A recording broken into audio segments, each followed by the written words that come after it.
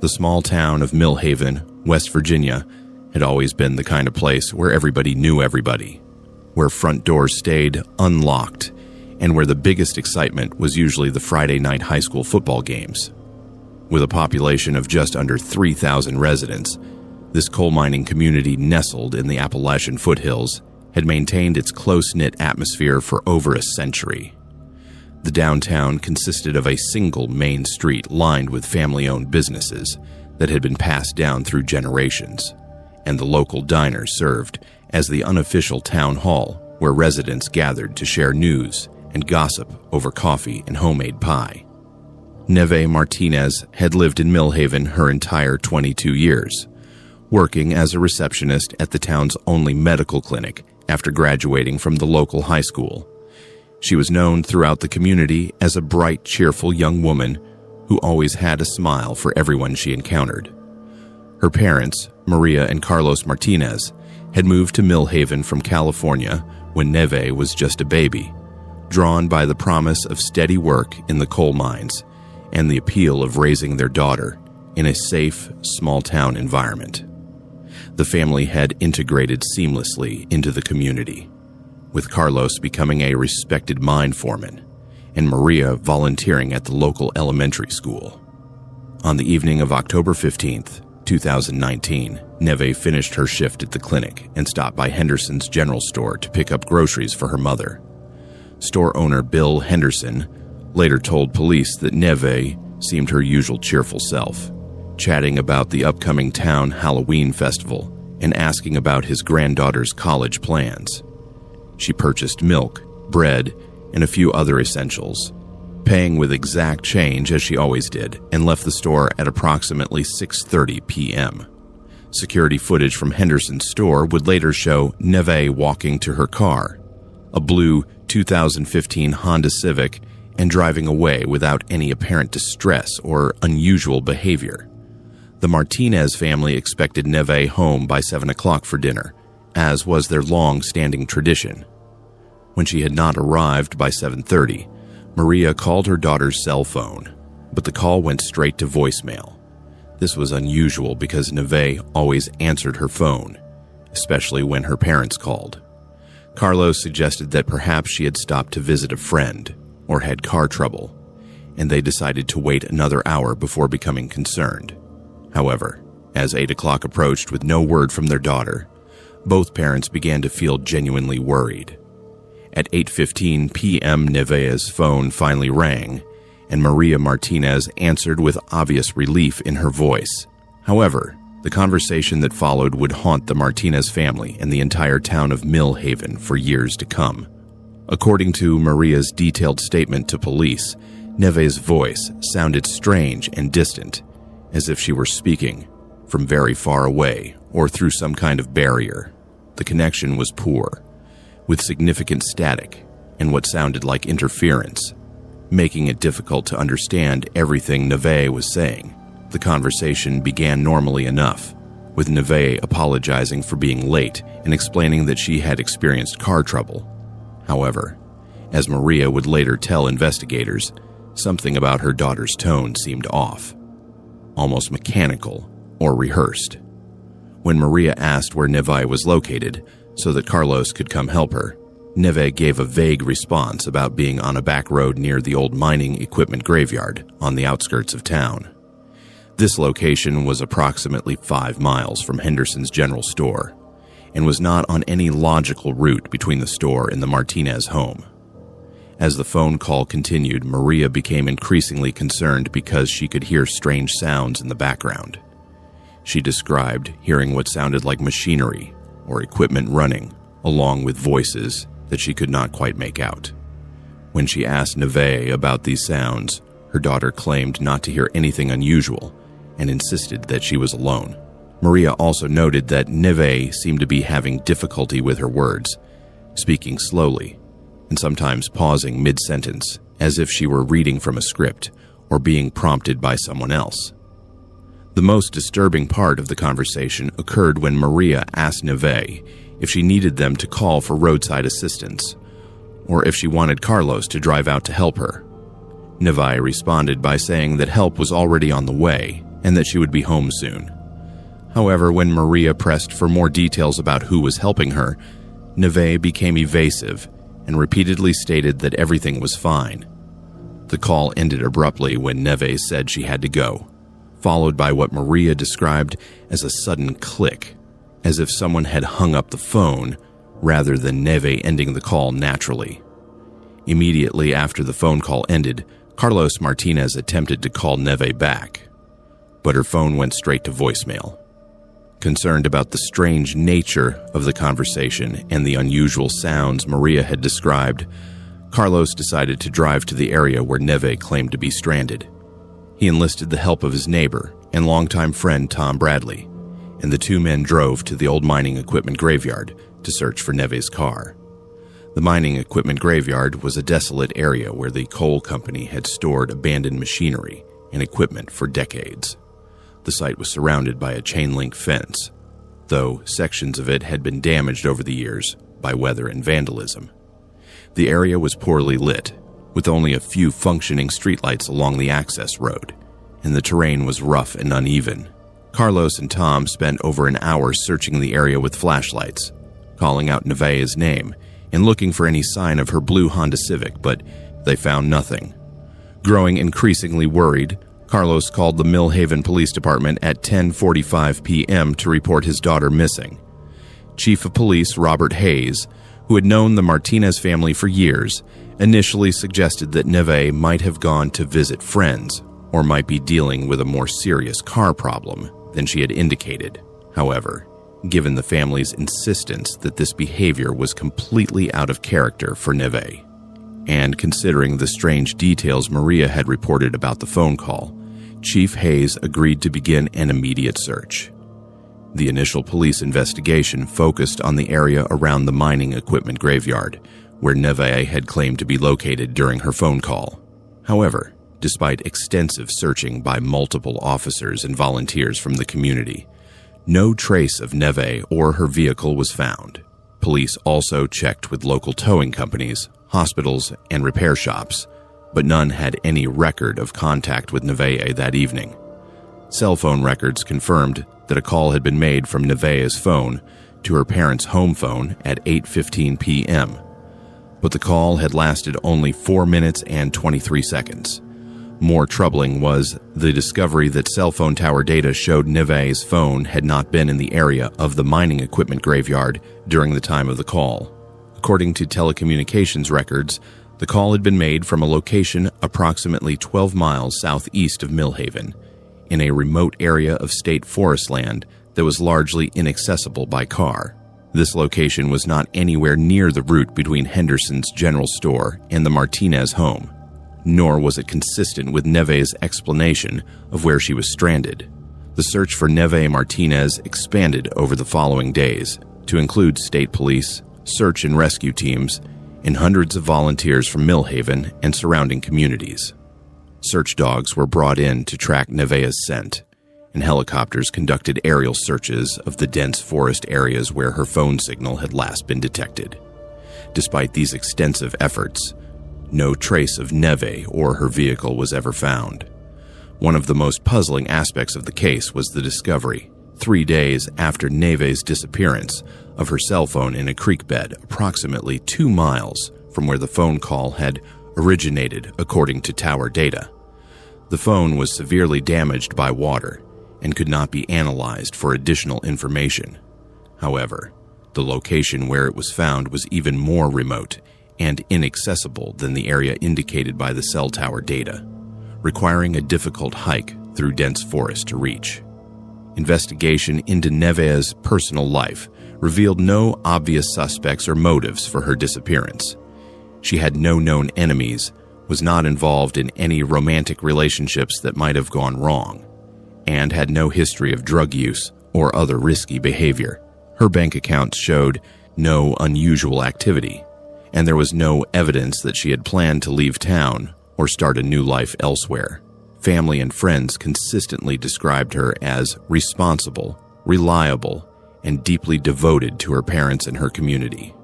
The case took an even stranger turn when investigators interviewed other residents of Millhaven about any unusual occurrences on the night of Nevaeh's disappearance.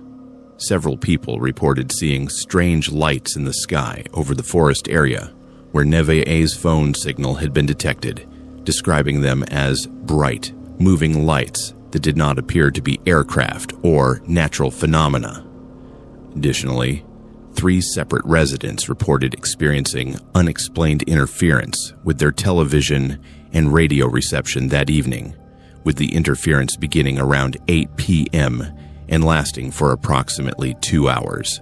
Perhaps most disturbing were the reports from 2 other families in Millhaven who claimed to have received unusual phone calls that same evening. The Patterson family reported receiving a call at 9:30 p.m. from their adult son, who lived in Pittsburgh. But when they answered, the voice sounded wrong, and the conversation was stilted and strange, similar to what Maria Martinez had described. The caller hung up abruptly, and when the Pattersons called their son back, he answered normally and claimed he had not called them at all.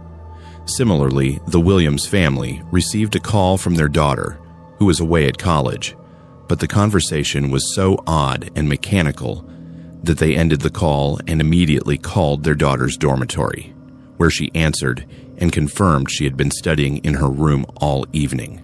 Despite continued investigation by local and state authorities, the disappearance of Nevaeh Martinez remains unsolved. Her case has become part of local folklore in Millhaven, with residents speculating about everything from abduction by strangers to supernatural explanations for her vanishing. The Martinez family has never given up hope of finding their daughter, and they continue to maintain a website and social media presence dedicated to keeping her case in the public eye. The last confirmed sighting of Nevaeh Martinez was the security footage from Henderson's General Store, showing her walking to her car on what appeared to be an ordinary Tuesday evening in October. What happened to her in the hours that followed, and who or what was responsible for that final disturbing phone call to her parents, remains one of the most baffling mysteries in the history of this small West Virginia town. The town of Brookfield, Massachusetts, had weathered 3 centuries of New England history with the quiet dignity befitting its colonial heritage. Founded in 1692, just as the Salem witch trials were reaching their fever pitch, Brookfield had managed to avoid the hysteria that consumed its neighboring communities. The town square still featured the original Congregational Church with its tall white steeple, surrounded by colonial-era homes that had been lovingly maintained by generations of families who took pride in preserving their community's historic character.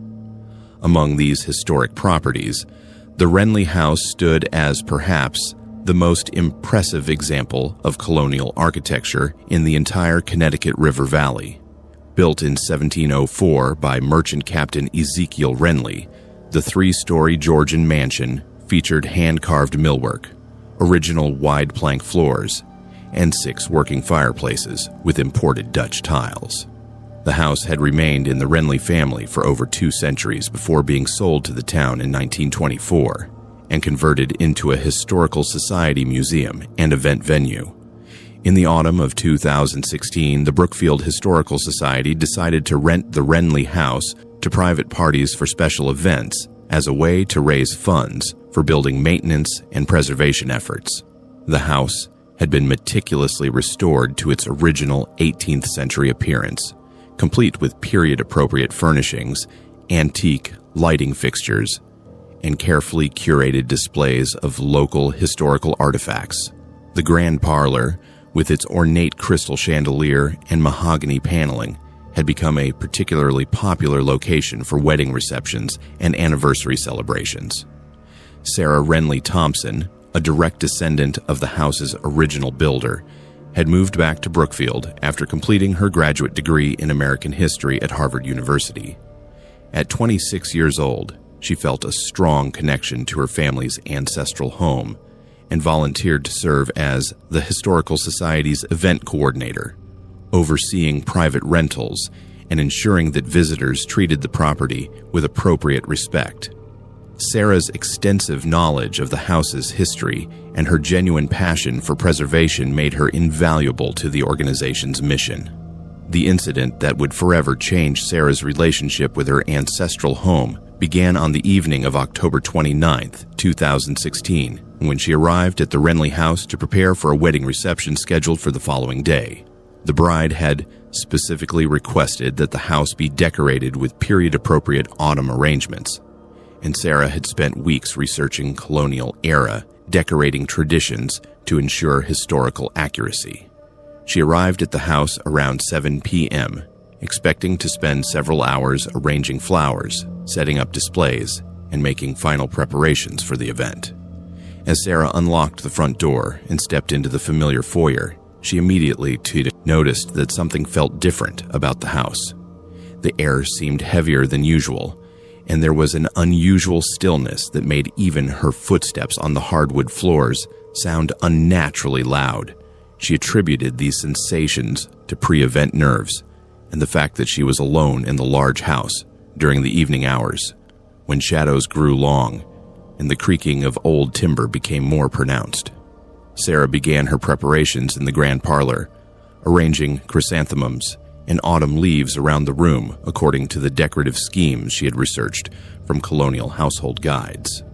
As she worked, she found herself glancing frequently toward the large portrait of Ezekiel Renley that hung above the fireplace. The painting, executed by an unknown artist around 1720, depicted her ancestor as a stern-faced man with piercing dark eyes and a severe expression that seemed to follow viewers as they moved around the room. Around 8:30 p.m., as Sarah was adjusting the arrangement on the mantelpiece directly beneath Ezekiel's portrait, she heard what sounded like footsteps coming from the floor above. The sound was distinct and rhythmic, suggesting someone walking slowly across the wooden floors of the second-story bedrooms. Sarah paused in her work and listened carefully, but the footsteps stopped abruptly, leaving only the familiar settling sounds of the old house. Assuming that another historical society member might have arrived to help with preparations, Sarah called out a greeting, but received no response. She walked to the bottom of the main staircase and called up to the second floor, again receiving no answer. The house felt empty except for her own presence, and she began to wonder if the sounds had been caused by the building's aged structural elements responding to changes in temperature. As the October evening grew cooler, Sarah returned to her decorating work, but found it increasingly difficult to concentrate. Every few minutes, she heard sounds that seemed to suggest movement elsewhere in the house, a door creaking open, floorboards groaning under weight, and occasionally what sounded like furniture being moved or rearranged. Each time she investigated these sounds, she found nothing out of place and no evidence that anyone else was in the building. The most unsettling occurrence happened around 9:15 p.m. when Sarah was in the dining room arranging a centerpiece for the head table. As she worked, she became aware of a conversation taking place in an adjacent room, though the voices were too muffled for her to make out specific words. The tone suggested a heated discussion between a man and a woman, with both voices becoming increasingly agitated. Sarah assumed that other historical society members had arrived and were perhaps disagreeing about some aspect of the event preparations.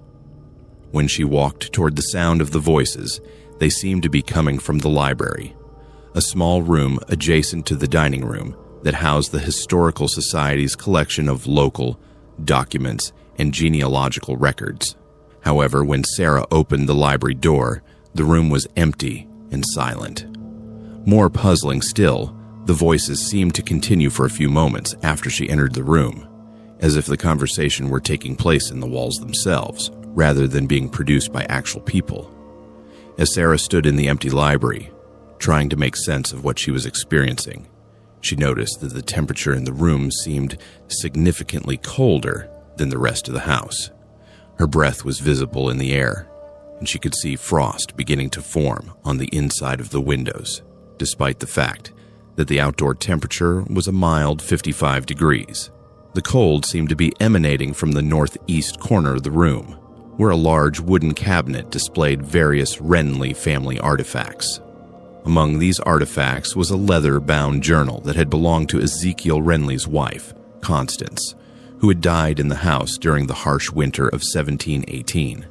Sarah had read portions of the journal during her research into the family history and knew that Constance had written extensively about her unhappiness in the marriage and her feelings of being trapped in the isolated house during the long New England winters. The journal contained increasingly desperate entries about strange occurrences in the house and Constance's growing conviction that she was being watched by unseen presences. As Sarah approached the cabinet to examine the journal more closely, the voices in the room suddenly became much clearer and more distinct.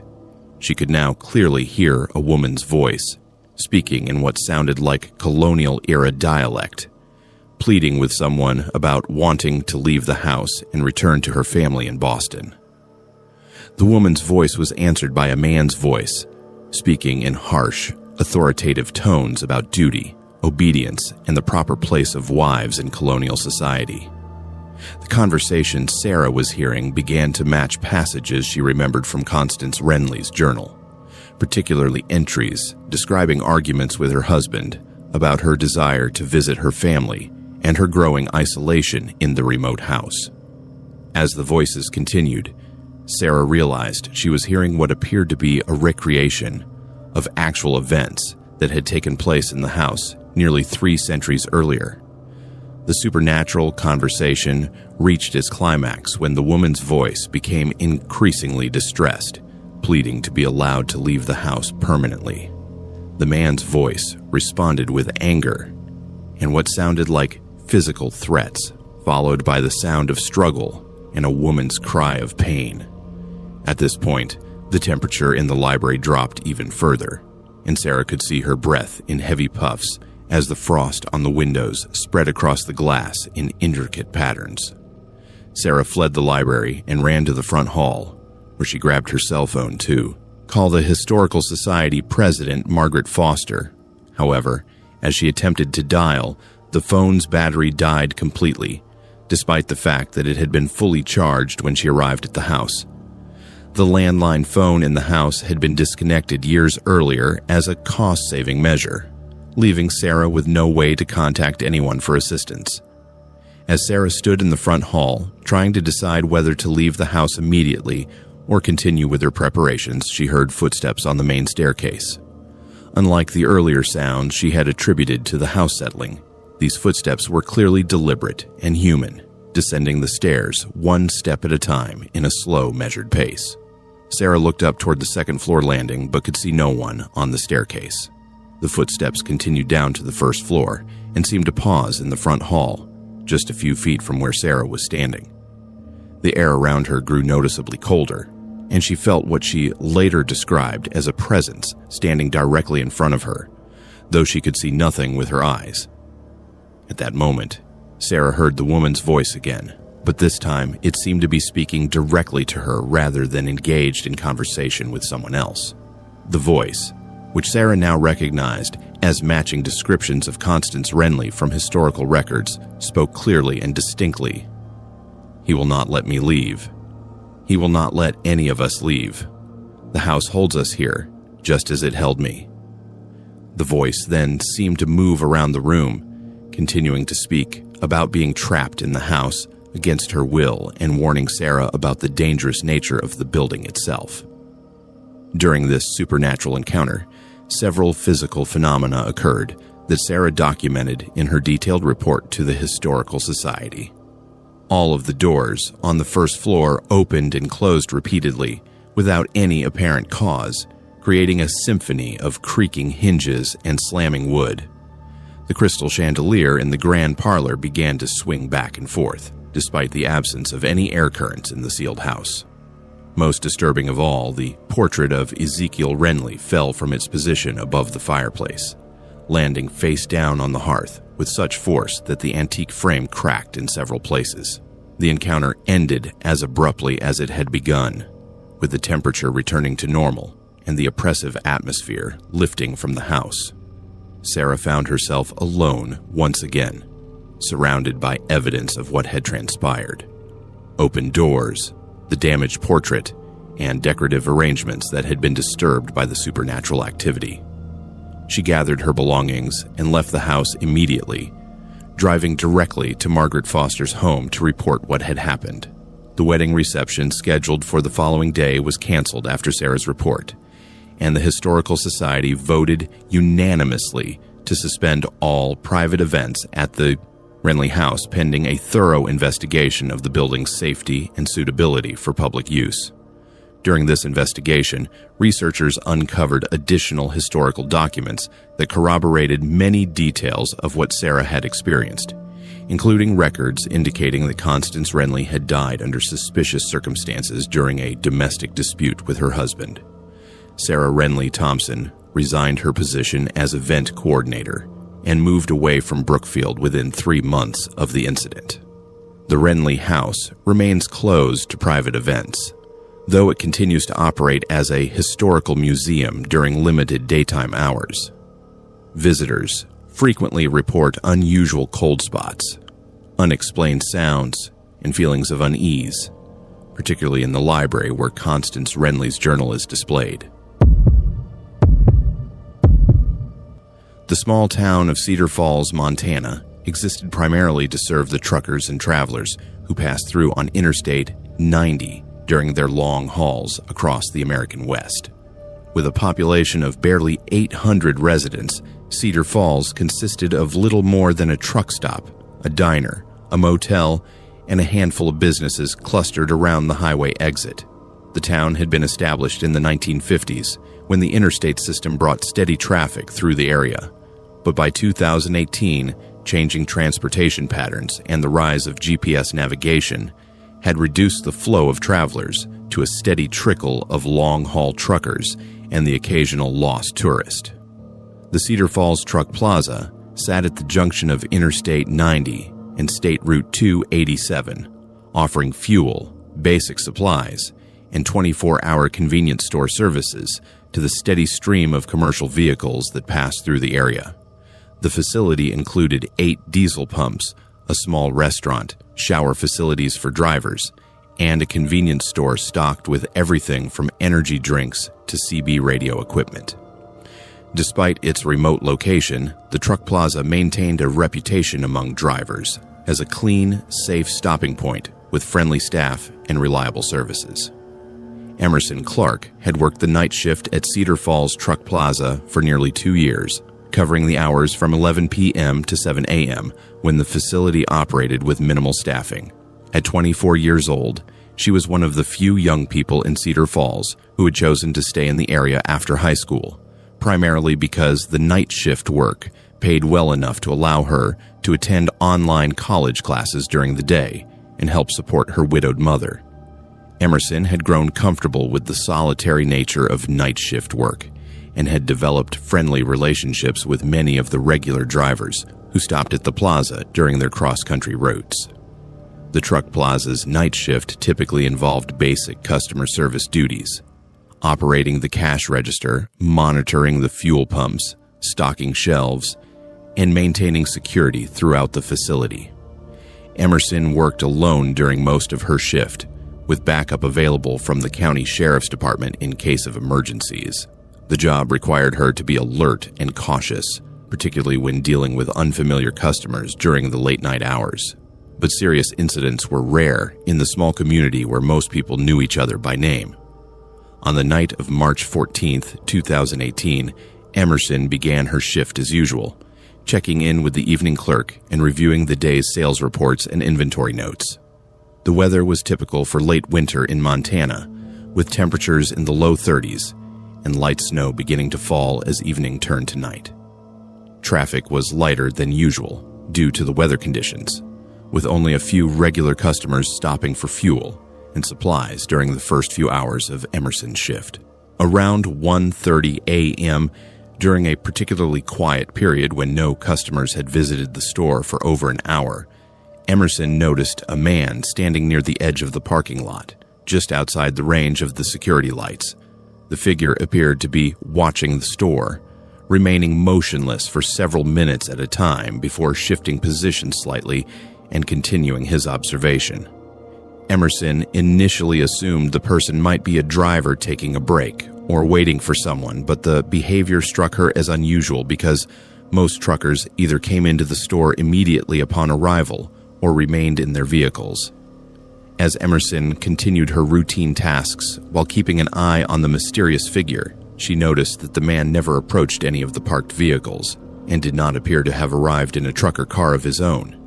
He was dressed in dark clothing that made him difficult to see clearly in the dim lighting, and he seemed deliberately to avoid the areas where the security cameras and exterior lights would provide a clear view of his appearance. Around 2:15 a.m., the man finally approached the store, walking slowly across the parking lot with what Emerson later described as an unnaturally deliberate gait. When he entered through the front door, setting off the electronic chime that announced customer arrivals, Emerson got her first clear look at him under the store's fluorescent lighting. The man appeared to be in his 40s, with unkempt dark hair, several days' worth of beard growth, and clothing that looked as if it had not been changed in some time. Most unsettling were his eyes, which Emerson described as having an intense predatory quality that made her immediately uncomfortable. The stranger moved through the store slowly, spending an unusual amount of time examining items without appearing to have any specific purchases in mind. He picked up various products, studied them carefully, and then returned them to their shelves without adding anything to a shopping basket. Throughout this process, he maintained almost constant eye contact with Emerson, staring at her with an intensity that made her feel increasingly nervous and vulnerable. After approximately 15 minutes of this behavior, during which no other customers entered the store, the man approached the counter, carrying only a small bag of peanuts and a bottle of water. As Emerson rang up the purchases, the man leaned across the counter and spoke to her in a low voice that seemed designed to prevent anyone else from overhearing the conversation. His breath had an unpleasant odor, and his proximity made Emerson extremely uncomfortable as he asked personal questions about her work schedule, whether she always worked alone, and how familiar she was with the local area. Emerson answered the questions as briefly and professionally as possible, focusing on completing the transaction quickly so the man would leave the store. However, as she handed him his change, he grabbed her wrist and held it firmly while making comments about how isolated the truck plaza was during the night hours and how long it might take for help to arrive if someone were in trouble. His grip was strong enough to be painful, and Emerson had to pull her arm back forcefully to free herself from his grasp. The man left the store after this encounter, but instead of departing the premises entirely, he returned to his original position at the edge of the parking lot and resumed his surveillance of the building. Emerson immediately called the Cedar Falls Police Department, but was informed that the single officer on duty was responding to a domestic dispute call on the other side of town and would not be available for at least an hour. The dispatcher advised Emerson to keep the store locked and avoid serving any customers until the officer could arrive to investigate the situation. However, Emerson's shift requirements included keeping the store open 24 hours to serve legitimate customers, and company policy prohibited her from refusing service except in cases of immediate physical danger. When several regular customers arrived for fuel and supplies over the next hour, she was forced to unlock the doors and continue normal operations while the suspicious man maintained his watch from the parking lot. During this period, the man's behavior became increasingly aggressive and intrusive. He approached customers as they entered and left the store, engaging them in conversations that made several people visibly uncomfortable. 2 truck drivers specifically asked Emerson about the man's identity and whether he was associated with the truck plaza, expressing concern about his inappropriate behavior and suggestion that they might contact law enforcement themselves. Around 4 a.m., during another quiet period when no legitimate customers were present, the man entered the store for a second time.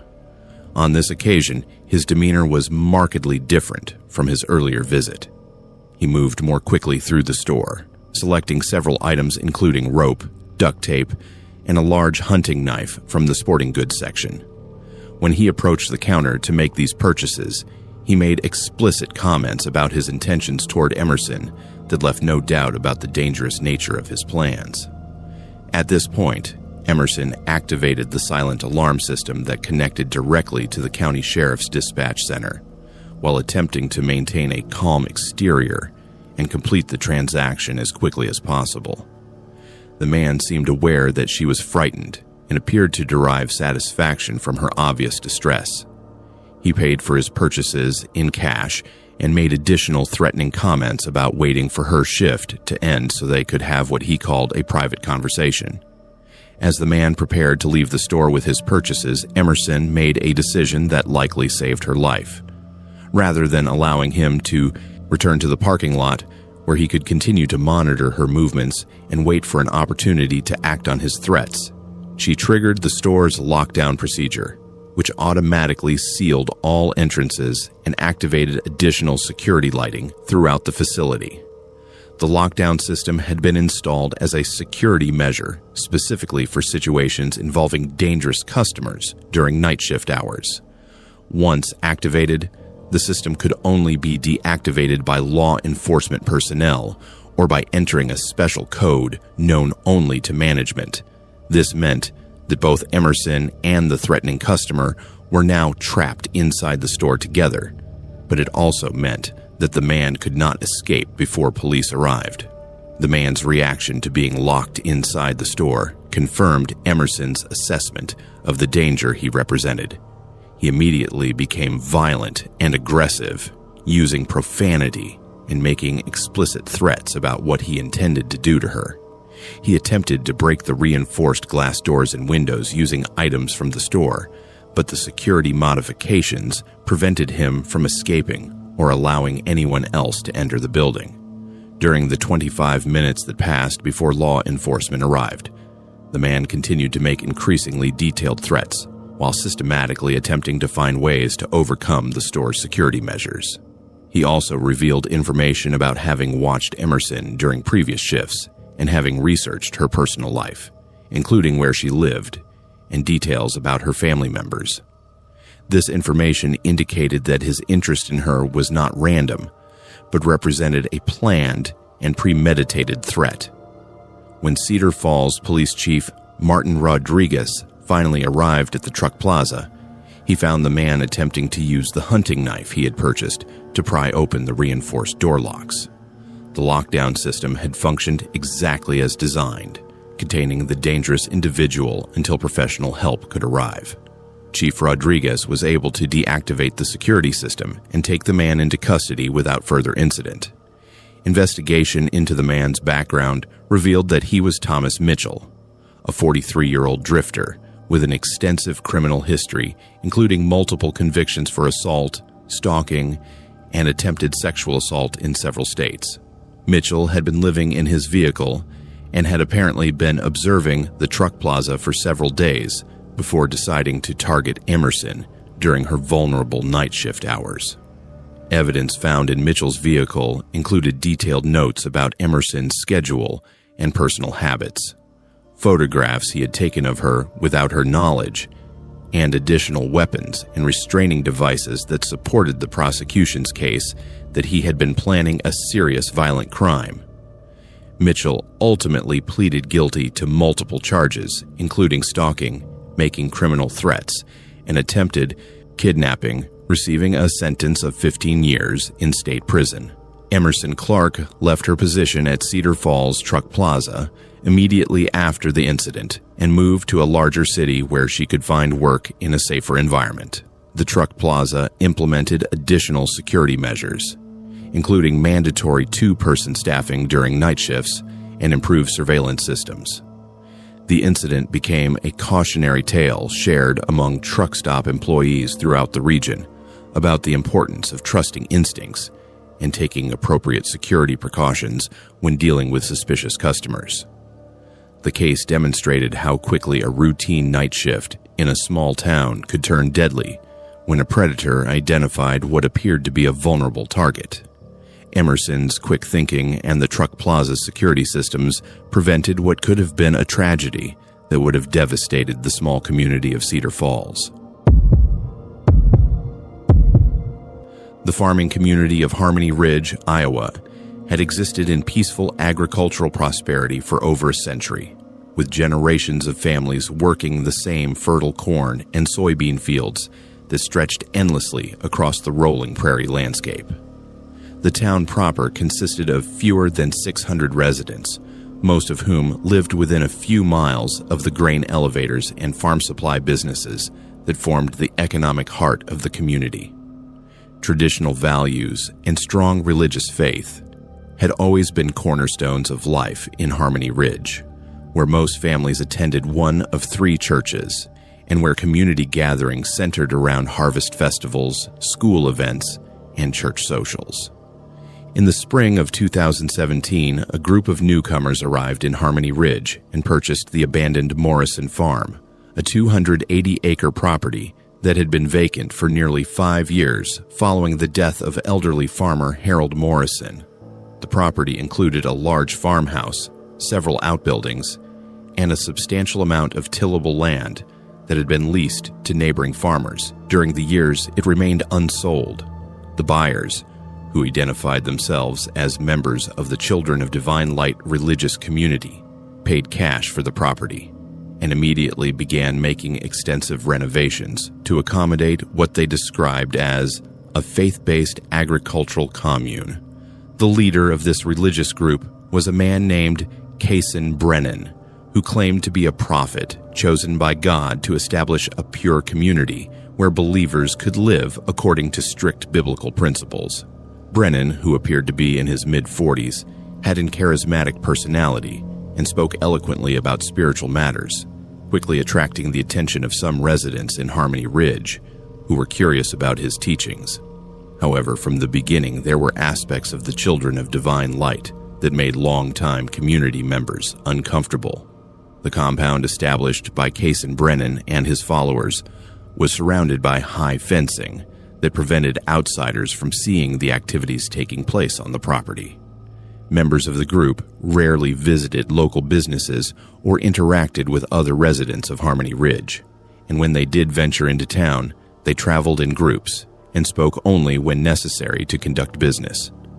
The women and children in the group dressed in identical plain clothing and appeared fearful of making eye contact with strangers, while the men maintained a suspicious and sometimes hostile attitude toward anyone who showed curiosity about their community. Local postal carrier Janet Stevens was among the first residents to notice troubling signs about the compound. During her daily route, she observed that mail delivery to the Morrison farm had been consolidated under Kason Brennan's name only, despite the fact that records indicated approximately 30 people were living on the property.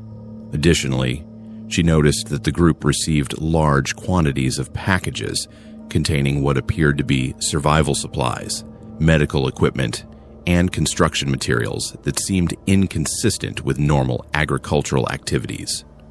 More concerning were Janet's observations about the behavior of compound members during her occasional encounters with them at the property's gate. The children appeared undernourished and showed signs of physical abuse, including bruises and cuts that were poorly concealed by their clothing. Adult members of the group seemed fearful of speaking without permission and would immediately defer to Kason Brennan or other male authority figures when asked direct questions about their welfare or living conditions. The first formal complaint about the Children of Divine Light compound came in August 2017, when Sarah Mitchell, a teacher at Harmony Ridge Elementary School, contacted County Social Services about her concerns regarding children from the compound who had briefly attended public school. According to Mitchell's report, these children displayed behavioral problems consistent with severe psychological trauma, including an inability to make decisions without permission, extreme fearfulness around authority figures, and academic performance that suggested they had been deliberately denied proper education. During their short enrollment at the public school, The compound children had made disturbing statements about punishment practices within their community, including references to isolation, food deprivation, and physical beatings for minor infractions. Most troubling were their descriptions of religious ceremonies that involved adult members confessing their sins in public while being subjected to what appeared to be psychological and physical abuse designed to break down their individual will and ensure absolute obedience to Case and Brennan's authority. The children were withdrawn from the public school system after only 3 weeks, when compound representatives claimed they would be educated within their religious community according to their faith-based curriculum. Despite efforts by school officials and social services to maintain contact with these children and monitor their welfare, the compound's isolation and legal protections afforded to religious communities made it difficult for authorities to conduct thorough investigations into the conditions on the property. Local law enforcement became involved in September 2017 when Dr. Michael Rodriguez, the only physician serving Harmony Ridge and the surrounding rural area, reported suspicious medical cases involving compound members. Over a period of several months, Dr. Rodriguez had treated multiple individuals from the Children of Divine Light community for injuries that were inconsistent with normal agricultural accidents or common medical conditions. These injuries included malnutrition, untreated infections, broken bones that had been deliberately left to heal improperly, and evidence of systematic physical abuse. Most disturbing was Dr. Rodriguez's treatment of several women from the compound who showed signs of sexual trauma and reproductive abuse. These women were accompanied by male compound members who answered all questions directed toward the patients and refused to allow private consultations between the women and their physician. The women themselves appeared to be in a state of psychological conditioning that prevented them from seeking help or accurately describing their medical conditions, even when Dr. Rodriguez attempted to communicate with them privately. The investigation into the Children of Divine Light compound intensified in October 2017, when Rebecca Thompson, a 17-year-old member of the community, managed to escape during a supply trip to town and sought help at the county sheriff's office.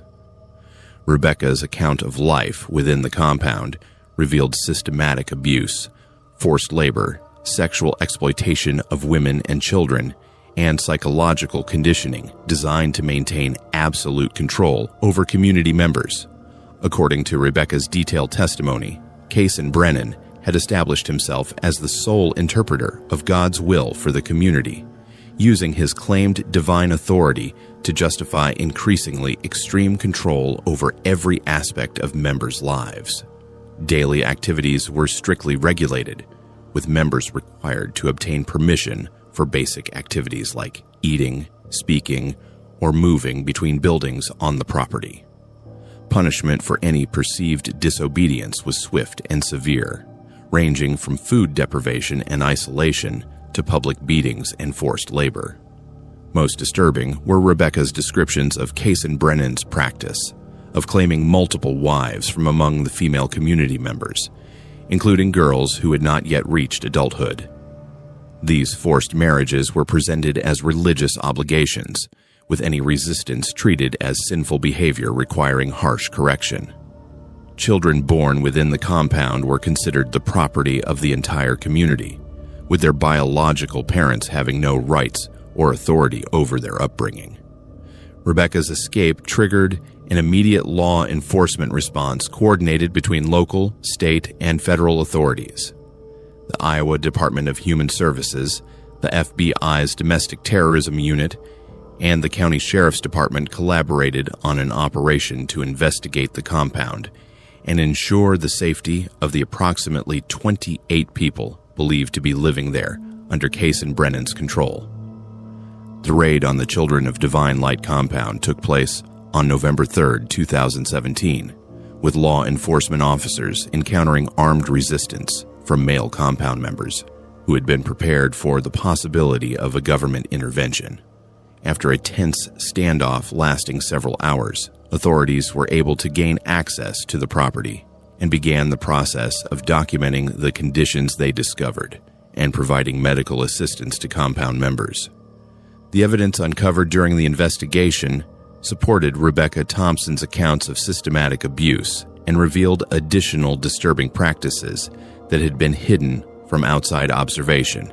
The compound's buildings contained makeshift prison cells used for punishment, stockpiles of weapons and ammunition, and detailed records kept by Case and Brennan documenting his control over community members' lives, including schedules for forced labor, breeding programs designed to produce children for the community, and financial records showing how members' assets had been transferred to his personal control.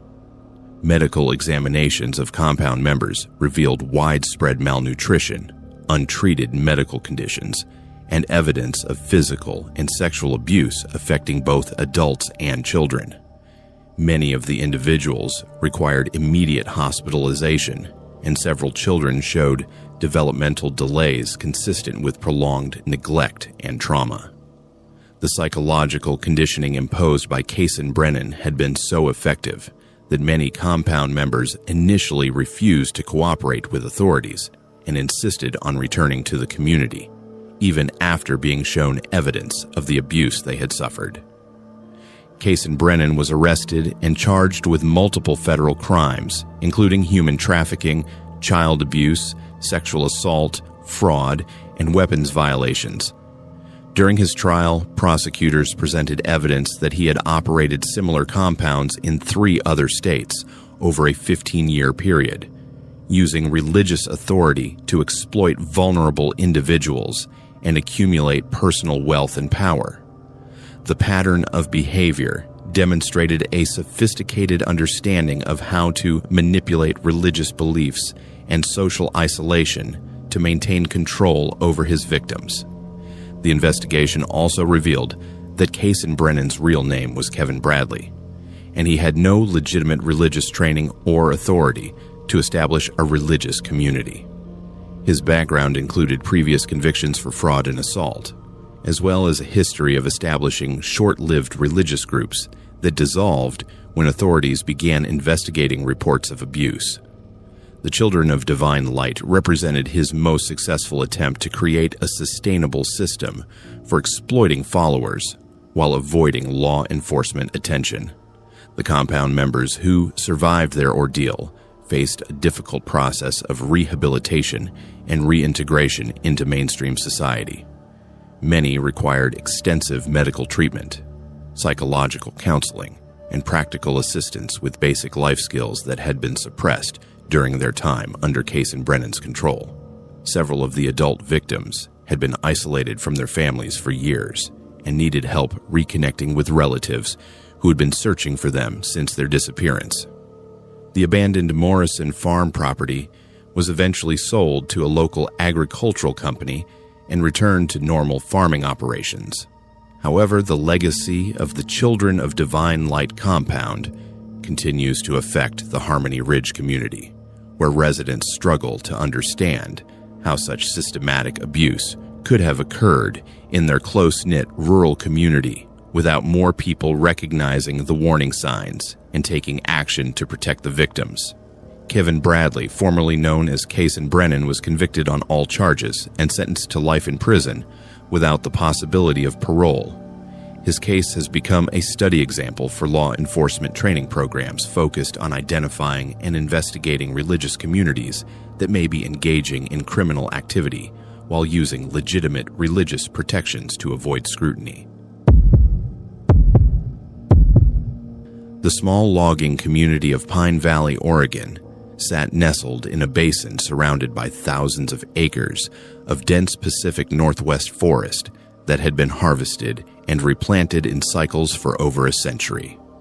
With a population of just under 400 residents, Pine Valley existed primarily to support the timber operations that provided employment for most of the working-age adults in the area. The town consisted of a few basic businesses clustered around the intersection of 2 state highways, with modest homes scattered throughout the valley and up the surrounding hillsides where families had lived for generations. Jalen Morrison had grown up in Pine Valley and returned after completing his forestry degree at Oregon State University, taking a position as a timber cruiser with Pacific Northwest Logging Company. At 28 years old, he was one of the few college-educated residents who had chosen to remain in the isolated community rather than seeking opportunities in larger cities. His job involved hiking through remote forest areas to assess timber quality, estimate harvest volumes, and identify potential environmental concerns that might affect logging operations. The work suited Jalen's personality perfectly, as he enjoyed spending long days alone in the wilderness with only his surveying equipment, GPS unit, and emergency communication device for company. He had developed an intimate knowledge of the forest trails and logging roads throughout the region, and his expertise was valued by both his employers and the local Forest Service officials, who occasionally sought his input on land management decisions. On September 22, 2019, Jalen was assigned to conduct a timber assessment in a remote section of forest approximately 15 miles northeast of Pine Valley. The area, known locally as Bear Creek Canyon, consisted of mature Douglas fir and western hemlock stands that had not been harvested for over 40 years. The terrain was challenging, with steep slopes, dense undergrowth, and few established trails, making it necessary for Jalen to navigate primarily using compass bearings and topographic maps. Jalen began his survey work at dawn, parking his truck at the end of an abandoned logging road and hiking into the forest with his equipment. The weather was typical for late September in the Pacific Northwest, with morning fog giving way to partly cloudy skies and temperatures in the mid-60s. The forest was alive with the sounds of birds, squirrels, and the occasional rustle of larger animals moving through the underbrush, creating the familiar backdrop that Jalen had come to associate with his solitary workdays. The first several hours of his survey proceeded normally, with Jalen methodically measuring tree diameters, estimating heights, and recording his observations in the waterproof notebook he always carried. The timber in this section of forest was of excellent quality, with straight, tall trees that would be valuable for construction lumber if the company decided to pursue harvesting rights in the area. Around 11 a.m., as Jalen was working his way along a ridgeline approximately 3 miles from his truck, he began to notice something unusual about the forest around him. The normal sounds of wildlife had gradually faded, leaving an unnatural silence that made his footsteps and equipment sounds seem unnaturally loud. Even more strange was the complete absence of wind, despite the fact that weather reports had predicted breezy conditions throughout the day. As Jalen continued his work, he became aware that he was being observed. The feeling started as a vague sense of unease, but gradually intensified into the unmistakable certainty that something was watching him from the dense forest surrounding his position. He paused frequently to scan the tree line and listen for any sounds that might indicate the presence of wildlife or other people, but saw and heard nothing unusual. The sensation of being watched became so intense that Jalen decided to alter his planned survey route, moving toward more open areas where he would have better visibility of his surroundings. However, as he changed direction and began hiking toward a clearing he could see through the trees, the feeling of observation seemed to move with him, maintaining a constant presence just outside his range of vision. Around 12:30 p.m., while taking a lunch break in a small meadow where he felt more secure due to the open sightlines, Jalen noticed movement in the forest approximately 100 yards to his northeast. At first, he assumed he was seeing a deer or elk moving through the trees, as large wildlife was common in the area and might explain the feeling of being watched that he had been experiencing. However, as Jalen observed the movement more carefully, he realized that whatever he was seeing moved in a pattern that was distinctly different from normal animal behavior. The movement appeared to be following a parallel course to his own route through the forest, maintaining a consistent distance and stopping when he stopped, almost as if something was deliberately tracking his progress through the survey area. Using his binoculars, Jalen attempted to get a clearer view of whatever was moving in the forest, but the dense canopy and thick undergrowth made it impossible to see clearly. What he could observe was a dark shape that seemed too large to be any known wildlife in the area, moving with a fluid motion that did not match the gait of bears, elk, or any other animals he was familiar with from his years of forest work. As the afternoon progressed, Jalen's sense of unease continued to intensify. The forest remained unnaturally quiet, and the feeling of being observed became so strong that he found it difficult to concentrate on his survey work. Several times he heard what sounded like footsteps moving through the forest, but when he investigated these sounds, he found no evidence of human presence and no tracks or other signs that might explain what he was hearing. The most disturbing incident occurred around 3 p.m. when Jalen was working in a dense stand of old-growth timber where the canopy blocked most of the sunlight, creating an environment that felt more like twilight despite the early afternoon hour. As he measured a particularly large Douglas fir tree, he heard what sounded like his own voice, calling his name from somewhere in the forest behind him. The voice was unmistakably his own, complete with the vocal patterns and inflections that he recognized from hearing recordings of himself, but it was calling from a location where he was not present. The calls came from different directions, as if multiple versions of himself were scattered throughout the forest, all calling his name in increasingly urgent tones. Jalen's first rational thought was that the sounds might be caused by an echo effect, perhaps his own voice bouncing off rock formations or dense tree growth in some unusual acoustic pattern. However, he had not been calling out or speaking aloud, and the voices continued even when he remained completely silent and motionless. The supernatural vocal phenomenon continued for approximately 10 minutes, during which Jalen heard his own voice, calling to him from at least 6 different locations in the surrounding forest. The calls seemed to be moving in a circle around his position, gradually getting closer, as if whatever was producing these sounds was systematically closing in on his location. At this point, Jalen made the decision to abandon his survey work and return to his truck as quickly as possible. Despite his familiarity with the forest and his confidence in his navigation skills, he found that the return journey seemed to take much longer than the hike-in had required. The forest appeared to have changed somehow, with familiar landmarks missing and trails that he was certain he had seen earlier nowhere to be found. As he attempted to navigate back to his vehicle, Jalen continued to hear his own voice, calling from various directions in the forest, sometimes seeming to come from directly behind him, and other times from far ahead on the trail he was following.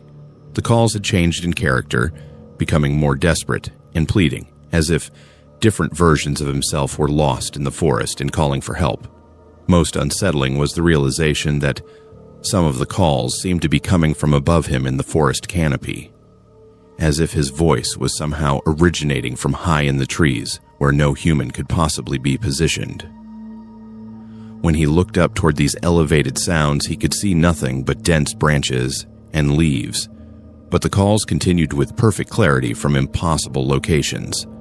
The return hike, which should have taken approximately 2 hours given Jalen's normal hiking pace, stretched to nearly 4 hours. Hours as he struggled to find recognizable landmarks and maintain his direction toward the logging road where his truck was parked.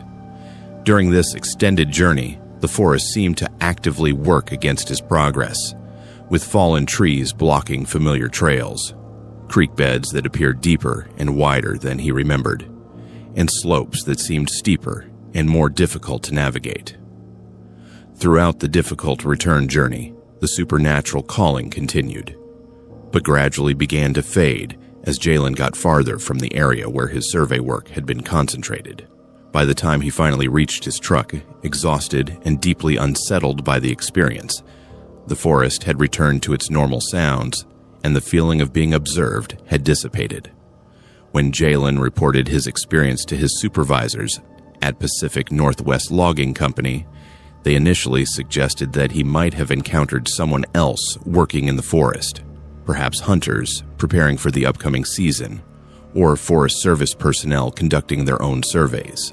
However, radio contact with relevant agencies confirmed that no other individuals had been authorized to work in the Bear Creek Canyon area on the date in question.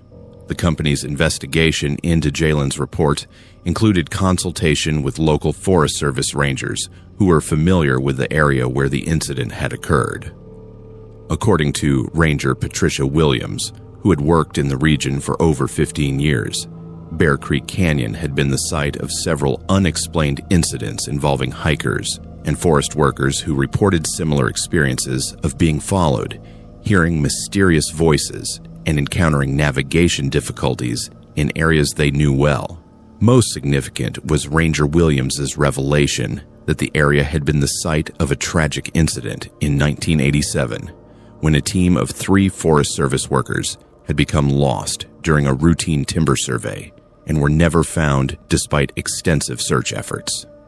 The missing workers had been using radio equipment and GPS navigation, but their final transmissions had included confused reports about hearing voices in the forest and being unable to find familiar landmarks.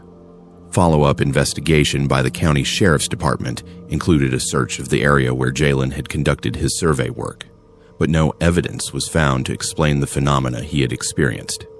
However, deputies did discover several areas where the forest floor appeared to have been disturbed in patterns that could not be easily explained by normal wildlife activity or weather conditions. The most puzzling discovery was a series of tree markings found throughout the survey area that appeared to have been made recently, but did not match any known forestry marking systems or wildlife behavior. These markings formed what appeared to be deliberate patterns, as if someone or something had been systematically marking trees to create a network of signals or references throughout the forest. Jalen Morrison requested reassignment to different survey areas and never returned to Bear Creek Canyon. His report became part of an informal file maintained by the Forest Service documenting unusual incidents in remote forest areas, and his experience was shared as a cautionary tale among forest workers throughout the Pacific Northwest region. The Bear Creek Canyon area remains active for timber operations, but workers are now required to work in teams rather than alone, and radio check-ins are mandatory every 2 hours during shifts. Despite these precautions, occasional reports continue to surface from forest workers who describe experiences similar to what Jalen encountered, including the phenomenon of hearing their own voices calling from impossible locations in the dense Pacific Northwest wilderness. The rural community of Havens Bridge, Pennsylvania, existed as a pocket of old order Amish tradition in Lancaster County, where horse-drawn buggies still shared narrow country roads with modern automobiles, and where families had maintained the same agricultural practices for over 2 centuries. With approximately 300 residents living on farms scattered throughout the rolling countryside, Havens Bridge operated according to religious principles that emphasized community cooperation, simple living, and separation from the influences of the modern world. The Stoltzfus family had been among the original settlers who established Havens Bridge in 1847, and their 180-acre dairy farm had been passed down through 5 generations of descendants who maintained the traditional Amish way of life. Jacob and Mary Stoltzfus had been blessed with 7 daughters, born between 1995 and 2010, whom they had named using biblical names that began with the letter S to honor a family tradition dating back to their ancestors in Switzerland. The 7 Stoltzfus sisters were well known throughout the Havens Bridge community for their identical appearance, their close bonds with one another, and their exceptional skills in traditional Amish crafts such as quilting, preserving food, and maintaining the household. Sarah, the eldest at 24 years old, had assumed many of the responsibilities for managing the family's domestic affairs, while Susanna, Rebecca, Ruth, Rachel, Rebecca, and little Seven, who was only 9 years old, each contributed to the farm work and household duties according to their ages and abilities. The Amish community of Havens Bridge maintained limited contact with English law enforcement, preferring to handle most disputes and problems through their own church leadership and traditional methods of conflict resolution. However, the community had developed respectful relationships with Lancaster County Sheriff's Department deputies, who understood and respected Amish customs while providing necessary law enforcement services when situations required outside intervention. On the morning of October 17, 2020, Jacob Stoltzfus discovered that all 7 of his daughters had disappeared from the family farmhouse sometime during the night. When he went to wake them for morning chores at 5 a.m., he found their shared bedroom empty, with beds that appeared to have been slept in but showed no signs of struggle or disturbance. The girls' everyday clothes and bonnets were missing from their wooden pegs, but their Sunday church dresses remained hanging in the closet, suggesting they had dressed themselves and left voluntarily. Mary Stoltzfus confirmed that she had seen all 7 daughters at bedtime the previous evening around 9 p.m., when they had completed their evening prayers and retired to their room, as was their normal routine. The family had spent a quiet evening together, with the girls working on a quilting project while Jacob read aloud from the Bible and Mary mended clothing by the light of kerosene lamps. Nothing about the evening had seemed unusual or concerning to either parent. The discovery of the missing daughters immediately prompted Jacob to contact Bishop Samuel Miller, the religious leader who provided spiritual guidance for the Havens Bridge community. Bishop Miller organized a search of the Stoltzfus farm and the surrounding properties, involving adult men from neighboring Amish families who were familiar with the area and experienced in coordinating community efforts during times of crisis. The search of the farm buildings and immediate grounds revealed several puzzling clues that deepened the mystery surrounding the sisters' disappearance. In the barn, searchers found 7 sets of muddy footprints leading from the farmhouse to the large doors that opened onto the pasture, suggesting that all of the girls had walked together from their home toward the open fields beyond the farm buildings. More disturbing was the discovery of a large circle drawn in the dirt floor of the barn, approximately 10 feet in diameter, with 7 smaller circles arranged around its perimeter. The circles appeared to have been drawn recently, possibly on the same night the sisters disappeared, and were marked with symbols that did not correspond to any traditional Amish religious practices or cultural customs known to the community elders. Following the trail of footprints from the barn, the search party tracked the sisters' path across the pasture toward a wooded area that bordered the Stoltzfus property. The footprints remained clearly visible in the soft earth for approximately half a mile, but ended abruptly at the edge of Willow Creek, a shallow stream that ran through the forest and eventually connected to the Conestoga River several miles away. At the point where the footprints ended, searchers found the sisters' 7 prayer caps arranged in a perfect circle on a flat boulder beside the creek. The caps were dry and showed no signs of having been in the water, suggesting they had been placed deliberately rather than lost during any kind of accident or struggle. Inside each cap was a small piece of paper bearing a handwritten message in Pennsylvania Dutch, the traditional language spoken by the Amish community. The messages, when translated by Bishop Miller, were identical and read, "We go where we are called. Do not follow. We are safe in the light." The handwriting appeared to match that of Sarah Stoltzfus, the eldest sister, but the content and language were unlike anything the family or community had ever heard from any of the girls. With no further physical trail to follow and growing concerns about the welfare of the missing sisters, Jacob Stoltzfus made the difficult decision to contact Lancaster County law enforcement for assistance. Sheriff's Deputy Michael Harrison, who had worked with the Amish community for over 15 years and understood their customs and concerns, responded to the call and began a formal missing persons investigation.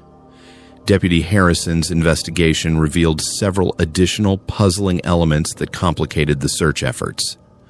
The Stoltzfus family's neighbors reported that they had seen unusual lights moving through the woods near Willow Creek during the early morning hours of October 17th, but had assumed they were seeing other searchers with flashlights and had not thought to investigate further.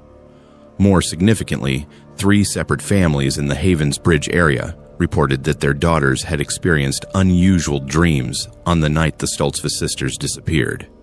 These girls, ranging in age from 8 to 16 years old, described nearly identical dreams in which they heard voices calling them to come to the woods and join their friends in a place of beautiful light and eternal peace. The Lancaster County Sheriff's Department expanded the search to include specialized K-9 units, volunteers from surrounding communities, and coordination with state authorities who had experience with missing persons cases. However, despite extensive efforts covering hundreds of acres of forest and farmland, no additional trace of the 7 sisters was found. The investigation took an unusual turn when forensic analysis of the paper messages found in the prayer caps revealed that the ink used to write them was not consistent with any writing materials found in the Stoltzfus household or available through local Amish businesses. The ink appeared to be a type of organic compound that could not be identified through standard laboratory testing, and it exhibited properties that suggested it might have been made from plant materials not commonly found in Pennsylvania. Further complicating the case was the discovery that the symbols drawn in the barn dirt matched markings found at 2 other locations in Lancaster County, where unexplained disappearances had occurred over the previous decade. In 2014, a Mennonite family had reported the disappearance of their 3 teenage sons, who had left similar circular arrangements of personal belongings and messages about being called to the light. In 2018, an English family living near an Amish community had reported that their twin daughters had disappeared after claiming they had been invited to join a special gathering in the forest. All of these previous cases shared common elements: multiple children from the same family disappearing simultaneously, circular arrangements of personal items left behind, messages about being called or invited to join others, and sightings of unusual lights in wooded areas on the nights of the disappearances. However, despite extensive investigations, none of the previously missing children had ever been found or heard from again. The search for the Stoltzfus sisters continued for 6 months, with periodic efforts organized by both law, enforcement, and the Amish community. However, no new evidence was discovered that might explain their disappearance or provide clues about their current whereabouts. The case officially remains open and active, but investigators acknowledge that the trail has gone completely cold. The impact on the Havens Bridge community has been profound, with many families implementing new safety measures and restrictions on their children's activities during evening hours.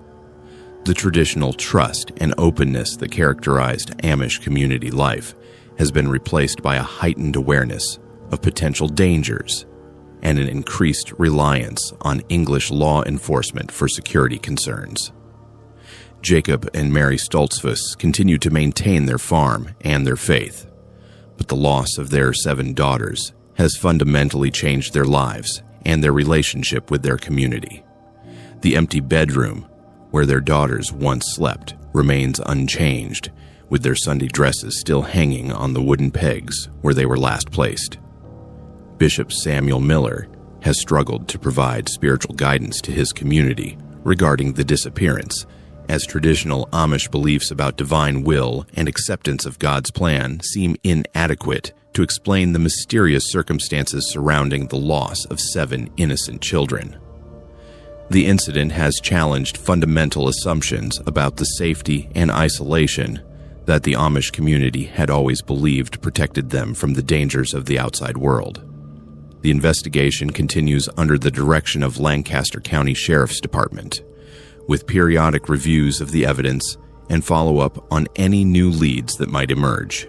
However, after 4 years without any credible sightings or communications from the missing sisters, investigators privately acknowledge that the case may never be solved.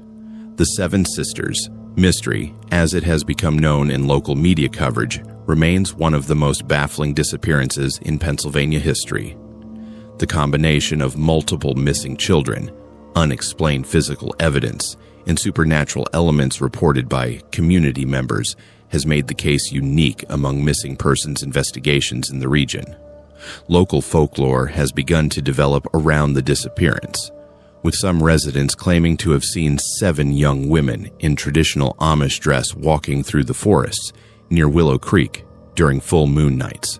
These sightings are always reported at a distance, and investigators have never been able to verify them or locate any evidence to support these claims. The 7 prayer caps found beside Willow Creek remain in evidence storage at the Lancaster County Sheriff's Department, along with the mysterious messages and photographs of the circular symbols found in the Stoltzfus barn. These items represent the only physical evidence that might someday provide answers about what happened to Sarah, Susanna, Rebecca, Ruth, Rachel, Rebecca, and little 7 Stoltzfus on that October night when they walked together into the darkness and never returned home. The small town of Clearwater Junction, Texas, existed as a forgotten outpost along a stretch of Highway 87 that connected larger cities across the vast expanse of West Texas prairie. With a population that barely exceeded 200 residents, Clearwater Junction consisted primarily of ranch families, a few businesses serving travelers, and the solitary radio station, KCLR, that had been broadcasting to the surrounding area since 1962. The station operated from a modest building on the edge of town, its transmission tower rising like a metallic beacon across the endless flatland that stretched to the horizon in every direction. KCLR radio maintained a format of country music, local news, and agricultural reports that served the ranching community scattered across hundreds of square miles of rural Texas. The station operated 18 hours a day, from 5 a.m. to 11 p.m., with automated programming filling the overnight hours when most of the listening audience was asleep. However, budget constraints and declining advertising revenue had forced the station to reduce staffing to just 3 employees. Morning host Linda Martinez, afternoon disc jockey Robert Chen, and night shift operator Kylo Davidson, who handled the evening hours from 6 p.m. to midnight. Kylo Davidson had worked at KCLR for nearly 8 years, taking the night shift position immediately after graduating from high school in Clearwater Junction. At 26 years old, he had become the voice that many local residents associated with their evening routines, playing requests, sharing local information, and providing companionship to listeners during the quiet hours when the vastness of West Texas could feel particularly isolating. His show, called Midnight on the Range, had developed a loyal following among ranchers, truckers, and insomniacs who appreciated his easygoing personality and extensive knowledge of country music history. The radio station building where Kylo worked was a simple concrete structure that had been designed for functionality rather than comfort. The broadcast studio was equipped with basic equipment from the 1980s, including analog mixing boards, vinyl turntables, and a telephone system that allowed listeners to call in with requests or comments. During evening hours, Kylo typically worked alone in the building, with only the glow of equipment lights and the distant transmission tower beacon for company. On the night of November 8th, 2021, Kylo began his evening shift as usual, reviewing the evening's playlist, checking weather reports, and preparing for what he expected to be a routine broadcast. The weather was typical for early November in West Texas, with clear skies, mild temperatures, and light winds that created perfect conditions for radio signal propagation across the rural landscape. During the first hour of his show, Kylo received the normal mix of song requests and brief conversations with regular listeners who called to chat about local events, weather conditions, and community news. The atmosphere was relaxed and familiar, with Kylo engaging in the comfortable banter that had made his show popular among the small but dedicated audience that tuned in each evening. Around 8:30 p.m., as Kylo was preparing to play a requested song by George Strait, the studio telephone rang with an incoming call from a listener. However, when Kylo answered the phone and put the caller on the air, The voice he heard was unlike anything he had experienced during his 8 years of hosting the show. The caller's voice was distorted and seemed to be coming from a great distance, with static and interference that made it difficult to understand the words being spoken. Initially, Kylo assumed the poor connection was due to a technical problem with the phone system, or perhaps a caller using a cell phone in an area with weak signal coverage. He attempted to improve the call quality by adjusting equipment settings and asking the caller to speak more clearly, but the voice remained distorted and strange. As the conversation continued, Kylo began to realize that the caller was not discussing typical listener topics like song requests or local events. Instead, the voice was providing what appeared to be personal information about Kylo himself, including details about his childhood, his family members, and his daily routines that no listener should have known. The caller knew about Kylo's fear of storms, his habit of eating peanut butter sandwiches during his show, and even private conversations he had with his girlfriend. Most disturbing was the caller's knowledge of events that had not yet occurred. The voice began describing things that would happen during the remainder of Kylo's show, including which songs he would play, which listeners would call in, and what topics would be discussed. As the evening progressed, these predictions proved to be completely accurate, as if the caller could see into the future or somehow control the events taking place in the radio studio. The supernatural phone call continued for nearly 20 minutes, during which time the mysterious voice provided increasingly personal and disturbing information about Kylo's life. The caller described childhood memories that Kylo had never shared with anyone, including embarrassing incidents from his school years and private conversations with family members. The voice also made references to his deceased grandfather, including details about the old man's final days that only Kylo and his immediate family knew. When Kylo attempted to end the call and move on to other programming, the voice became more insistent and demanding. The caller began making threats and warnings about what would happen if Kylo did not continue to listen and respond to the supernatural communication. The voice claimed to be calling from beyond death itself, identifying itself as someone who had once worked at KCLR radio but had died in a car accident several years earlier. As Kylo researched the station's employment records during commercial breaks, he discovered that KCLR had indeed employed a night shift operator named Marcus Thompson, who had died in an automobile accident on Highway 87 in 2018. Thompson had worked the same evening hours that Kylo now handled, and according to station records, he had been alone in the building when he left work on the night of his fatal accident. The connection between the mysterious caller and the deceased former employee became even more disturbing when the voice began providing specific details about Marcus Thompson's final night at the radio station. The caller described Thompson's last show, including which songs he had played, which listeners had called in, and what his mood had been during those final hours of his life. More unsettling was the voice's claim that Marcus Thompson had not actually died in the car accident, but had instead been taken by something that lived in the darkness beyond Clearwater Junction. According to the caller, Thompson's death had been falsely reported, and he was actually trapped in a place between life and death, forced to watch the radio station continue operating without him. During the final hour of his show, Kylo experienced additional supernatural phenomena beyond the mysterious phone call. The studio lights began flickering in patterns that corresponded to the caller's speech, and the radio equipment began operating on its own, changing stations, adjusting volume levels, and playing songs that were not part of the scheduled programming. Most disturbing of all was the appearance of a figure in the radio station building that Kylo could see through the studio window.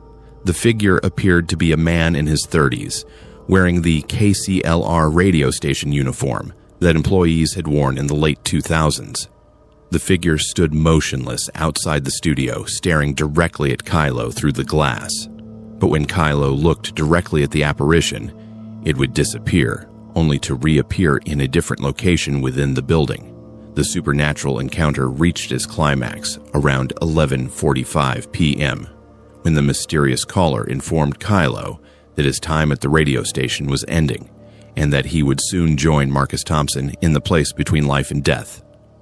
The voice provided specific details about how Kylo would die, claiming that he would suffer the same fate as his predecessor when he left the building after his show ended. At this point, Kylo made the decision to remain in the radio station building rather than leaving at his normal time. He called Linda Martinez, the morning show host, and asked her to come to the station early so that he would not have to leave the building alone. However, when Linda arrived at 6 a.m., she found the station empty, with no sign of Kylo anywhere in the building. Kylo's car was still parked in the station's parking lot, and all of his personal belongings remained in the studio, suggesting that he had not left the building voluntarily. The station's equipment was still running normally, with the automated overnight programming playing as scheduled, but there was no evidence of what had happened to Kylo during the hours after Linda had received his phone call. The investigation into Kylo Davidson's disappearance was conducted by the Clearwater County Sheriff's Department, with assistance from state authorities who specialized in missing persons cases. However, despite extensive searching of the radio station building and the surrounding area, no trace of Kylo was ever found. The most puzzling aspect of the investigation was the discovery that the radio station's phone records showed no incoming calls during the time period when Kylo claimed to have been speaking with the mysterious caller. According to telephone company records, the last legitimate call to the station had occurred at 7:15 p.m., more than an hour before Kylo reported receiving the supernatural communication. Additionally, the station's audio recording equipment, which automatically captured all on-air programming for compliance purposes, contained no evidence of the extended conversation that Kylo had described. The recordings showed only normal programming, with Kylo's voice providing routine commentary and playing scheduled music, with no indication of any unusual phone calls or supernatural encounters. The investigation also revealed that Marcus Thompson, the former KCLR employee who the mysterious caller claimed to be, had indeed died in a car accident in 2018. However, Thompson's death had occurred during daylight hours while he was driving to visit family members, not while leaving work after his radio show. The circumstances of his death were well documented and showed no mysterious or supernatural elements. KCLR Radio suspended operations immediately after Kylo's disappearance and never resumed broadcasting. The station building was sold to a local rancher who converted it to agricultural storage, and the transmission tower was dismantled and removed. The Federal Communications Commission revoked the station's broadcasting license due to the inability to maintain regular programming schedules. Linda Martinez and Robert Chen, the other KCLR employees, both reported experiencing unusual phenomena in the months following Kylo's disappearance. Both described receiving phone calls at their homes during late evening hours from someone claiming to be Kylo, asking for help and insisting that he was trapped somewhere and unable to return to Clearwater Junction. These calls were investigated by law enforcement, but telephone records showed no evidence of the communications that Linda and Robert reported receiving. The calls always occurred when the recipients were alone, and attempts to record them or trace their origin were unsuccessful.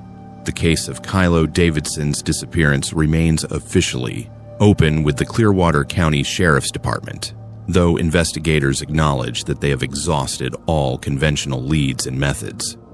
The incident has become part of local folklore in the area, with some residents claiming to occasionally pick up faint radio transmissions on the frequency formerly used by KCLR, featuring what sounds like Kylo's voice broadcasting to an audience that no longer exists in the abandoned landscape of rural West Texas. The small town of Desert Springs, Nevada, existed primarily to serve the travelers on Highway 50, known as the loneliest road in America which stretched across hundreds of miles of barren desert landscape between Carson City and Ely. With a population of barely 150 permanent residents, Desert Springs consisted of little more than a gas station, a small motel, and the Case family diner, which had been serving meals to travelers and locals since 1978. The diner operated as the unofficial community center for the scattered ranchers and mine workers who lived in the remote area. The Case family diner was owned and operated by Margaret Case, a 68-year-old widow who had moved to Desert Springs with her husband Robert in the late 1970s to escape the increasing urbanization of Las Vegas. After Robert's death from a heart attack in 2015, Margaret had continued to run the diner with help from her daughter Lisa and a small staff of local residents who appreciated the steady employment in an area where job opportunities were scarce. The diner occupied a single-story building constructed of desert stone and weathered wood, designed to blend with the harsh landscape while providing a welcoming refuge for travelers crossing the seemingly endless expanse of Nevada desert. The interior featured red vinyl booths, a long counter with chrome stools, and walls decorated with vintage photographs of the local area and memorabilia from the region's mining history. On the evening of March 23, 2022, the Case family diner was operating with a skeleton crew consisting of Margaret Case, her 28-year-old granddaughter Case Mitchell, and cook Danny Rodriguez, who had worked at the restaurant for over 12 years. The evening had been unusually quiet, with fewer travelers than normal stopping for meals during what should have been the dinner rush for westbound traffic on Highway 50. Around 8:30 p.m., as the staff was beginning to prepare for closing at 9 p.m., 3 men entered the diner and seated themselves at a corner booth near the back of the restaurant. The men appeared to be in their 20s or 30s, dressed in dark clothing, and spoke quietly among themselves while examining menus. Their behavior initially seemed normal for tired travelers seeking a meal before continuing their journey across the desert. Case Mitchell approached the table to take their order, following the friendly customer service practices that had made the family restaurant popular with regular customers and travelers alike. However, according to the surviving witness account she would later provide to law enforcement, the 3 men immediately made her uncomfortable with their intense stares and inappropriate comments about her appearance. The men ordered coffee and pie, claiming they were not hungry for a full meal, and paid their bill in cash when Case brought their order to the table. However, instead of eating and leaving, as normal customers would do, they remained in the booth for over an hour, speaking in low voices and frequently glancing toward the kitchen and counter area where the staff was working. Around 9:45 p.m., after Margaret Case had locked the front door and posted the close sign, the 3 men suddenly stood up from their booth and approached the counter, where Case Mitchell was counting the day's receipts. According to her later testimony, one of the men produced a handgun and demanded access to the restaurant's safe, while the other 2 moved to block the exits and ensure that the staff could not escape or call for help. What began as an apparent robbery quickly escalated into something far more sinister and violent. Despite Margaret Case's immediate compliance with the robbers' demands and her offer to provide them with all the money in the restaurant, the men seemed more interested in terrorizing their victims than in actually stealing cash or valuables. The lead gunman, who appeared to be the oldest of the 3, began asking personal questions about the Case family, including details about their living arrangements, family members, and daily routines that suggested the robbery had been planned in advance. He demonstrated knowledge of Margaret's late husband, the restaurant's operating schedule, and even personal information about Case Mitchell's education and dating relationships. More disturbing was the revelation that the men had been observing the restaurant and its staff for an extended period before carrying out their attack. They knew which employees worked which shifts, when deliveries were made, and how much money was typically kept on the premises overnight. This level of detailed surveillance indicated a degree of premeditation that went far beyond a simple crime of opportunity. The situation became increasingly violent, when Danny Rodriguez attempted to activate the restaurant's silent alarm system, which was connected directly to the Nye County Sheriff's dispatch center. One of the attackers struck him with a metal object, causing severe head injuries that left him unconscious and bleeding on the kitchen floor. The brutality of this attack demonstrated that the men were prepared to use lethal force to maintain control of the situation. Over the next 2 hours, the 3 attackers subjected Margaret Case and her granddaughter to a systematic ordeal of psychological and physical abuse that appeared designed to inflict maximum terror, rather than simply obtain money or valuables. They forced the women to provide detailed information about their personal lives, including the location of their home, the identities of their relatives, and their knowledge of other businesses in the Desert Springs area. The attackers also demonstrated a sadistic interest in the restaurant's history and the Case family's reasons for moving to the remote Nevada desert. They seemed to derive satisfaction from forcing Margaret to describe her husband's death and the financial struggles she had faced in maintaining the business as a widow. This psychological torture suggested that the crime was motivated by more than simple financial gain. Around midnight, the attackers' behavior became even more erratic and violent. They began destroying restaurant property, overturning tables, breaking dishes, and vandalizing the kitchen equipment that represented Margaret Case's livelihood. The destruction appeared to be motivated by a desire to inflict lasting damage, rather than by any practical purpose related to the robbery. The climax of the attack occurred when the lead gunman forced Margaret and Case Mitchell into the restaurant's walk-in freezer, claiming he intended to leave them there to die slowly while the attackers made their escape. However, before carrying out this threat, the men spent additional time discussing among themselves, suggesting they were uncertain about how to proceed with their victims. During this period of indecision, Case Mitchell was able to use her cell phone to send a brief text message to her boyfriend, alerting him to the emergency situation at the restaurant.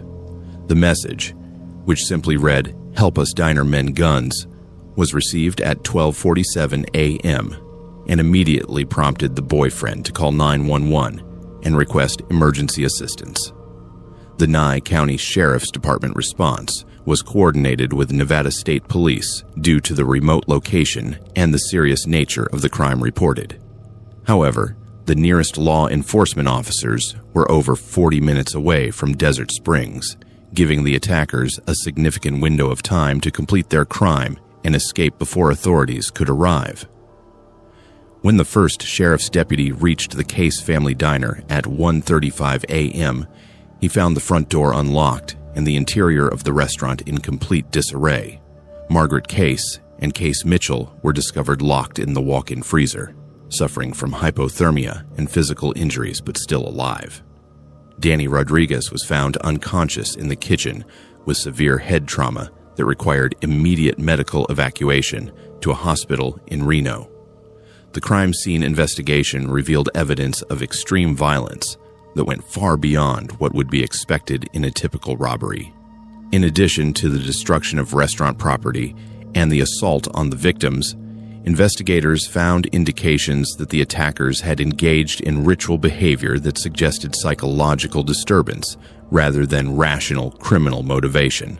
Most disturbing was the discovery that the attackers had arranged the bodies of several dead animals around the restaurant dining area, including cats and small dogs that appeared to have been killed elsewhere and brought to the scene for the purpose of creating a macabre display. This evidence indicated that the crime had been planned not just as a robbery, but as a deliberate act of terror designed to inflict maximum psychological trauma on the victims and the community. The investigation into the Case Diner murders was conducted by a joint task force, including the Nye County Sheriff's Department, Nevada State Police, and FBI agents who specialized in violent crimes and serial offenses. Despite extensive investigative efforts, including DNA analysis of evidence from the crime scene and interviews with hundreds of potential witnesses, the 3 attackers were never identified or apprehended. The case was complicated by the remote location of Desert Springs and the transient nature of traffic on Highway 50, which made it difficult to track the movements of potential suspects in the area. The attackers appeared to have been familiar with the local geography and law enforcement response times, suggesting they may have conducted extensive surveillance before carrying out their crime. Margaret Case died from complications related to her injuries 6 weeks after the attack, never having fully recovered from the trauma she experienced during those horrific hours in March 2022. Her death was officially classified as a homicide, adding murder charges to the crimes for which the unknown attackers remained fugitives. Case Mitchell survived her physical injuries but was left with severe psychological trauma that required extensive counseling and therapy. She moved away from Desert Springs immediately after her grandmother's death and has never returned to Nevada. Danny Rodriguez recovered from his head injuries but suffered permanent cognitive impairment that forced him to retire from work and rely on disability benefits. The Case Family Diner never reopened after the attack. The building was eventually sold to a trucking company that converted it to a maintenance facility, removing all traces of the restaurant that had served travelers on the loneliest road in America for over 4 decades. The loss of the diner left Desert Springs without its primary gathering place and eliminated one of the few sources of employment in the already struggling community.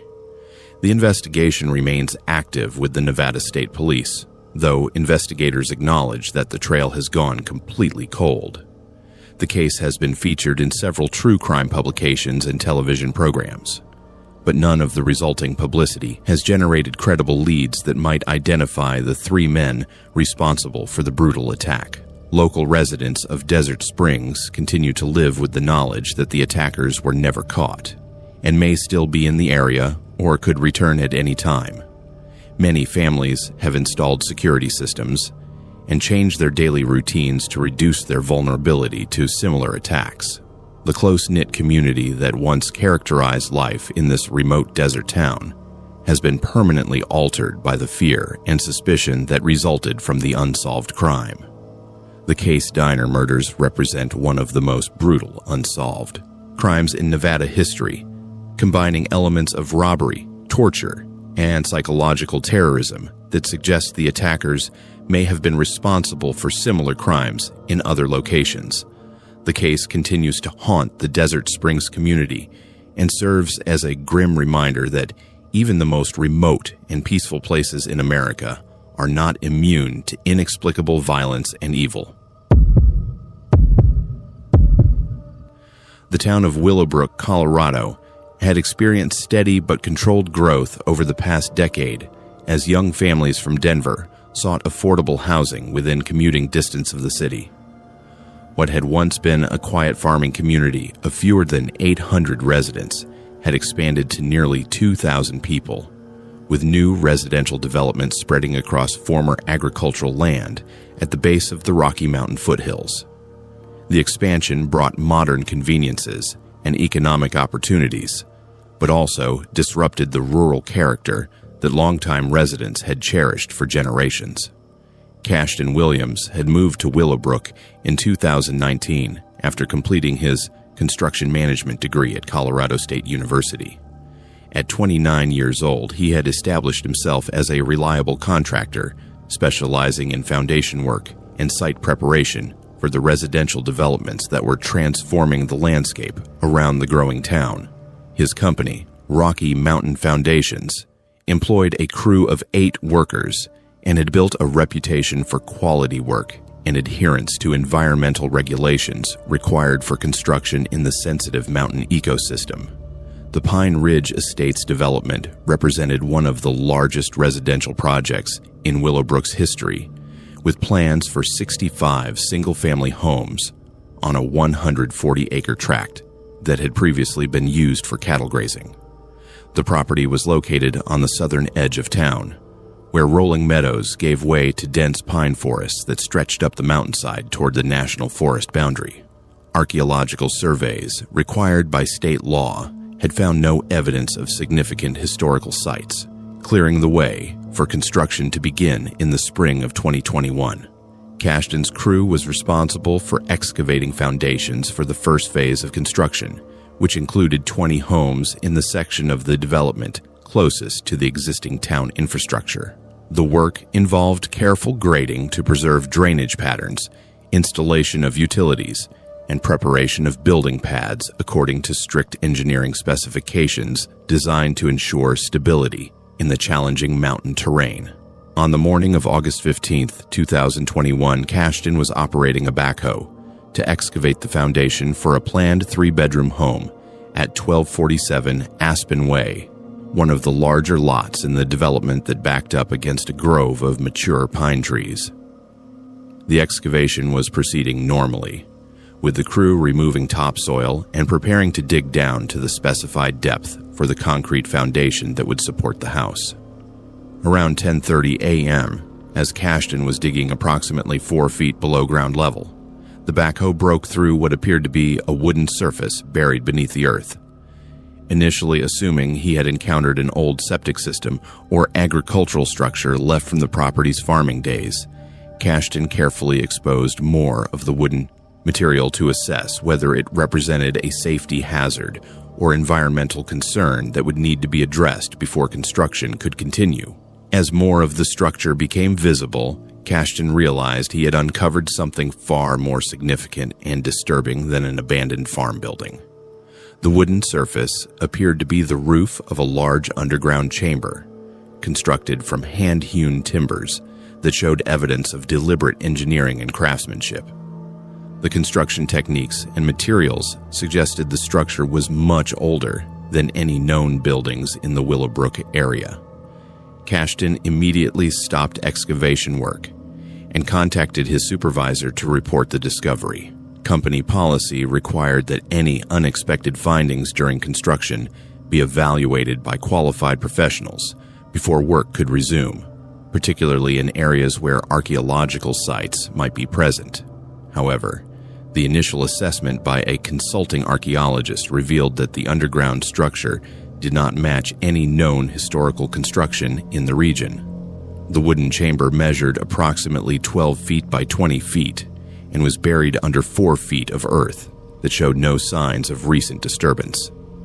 Carbon dating of wood samples indicated the structure had been built sometime in the 1880s, predating any known settlement in the Willowbrook area by at least 30 years. The craftsmanship was sophisticated, with mortise and tenon joints and carefully fitted timbers that had been treated with some kind of preservative that kept them remarkably well preserved despite more than a century underground. Most puzzling was the discovery that the chamber had been deliberately sealed and buried, rather than abandoned or collapsed over time. The entrance had been carefully blocked with stone and mortar, and the entire structure had been covered with earth and allowed to return to natural grassland.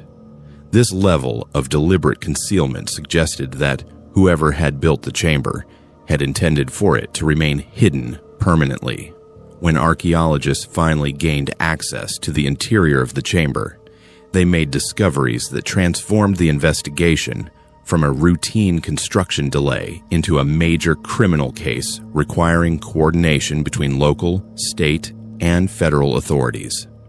The chamber contained the remains of at least 23 individuals, arranged in what appeared to be deliberate patterns and showing evidence of violent deaths that had occurred over an extended period of time. The human remains included men, women, and children of various ages, with forensic analysis indicating that the deaths had occurred between approximately 1885 and 1895. The victims showed evidence of malnutrition, physical abuse, and injuries consistent with torture and systematic violence. Many of the remains were found with their hands and feet bound using rope and metal restraints, suggesting they had been held captive before being killed.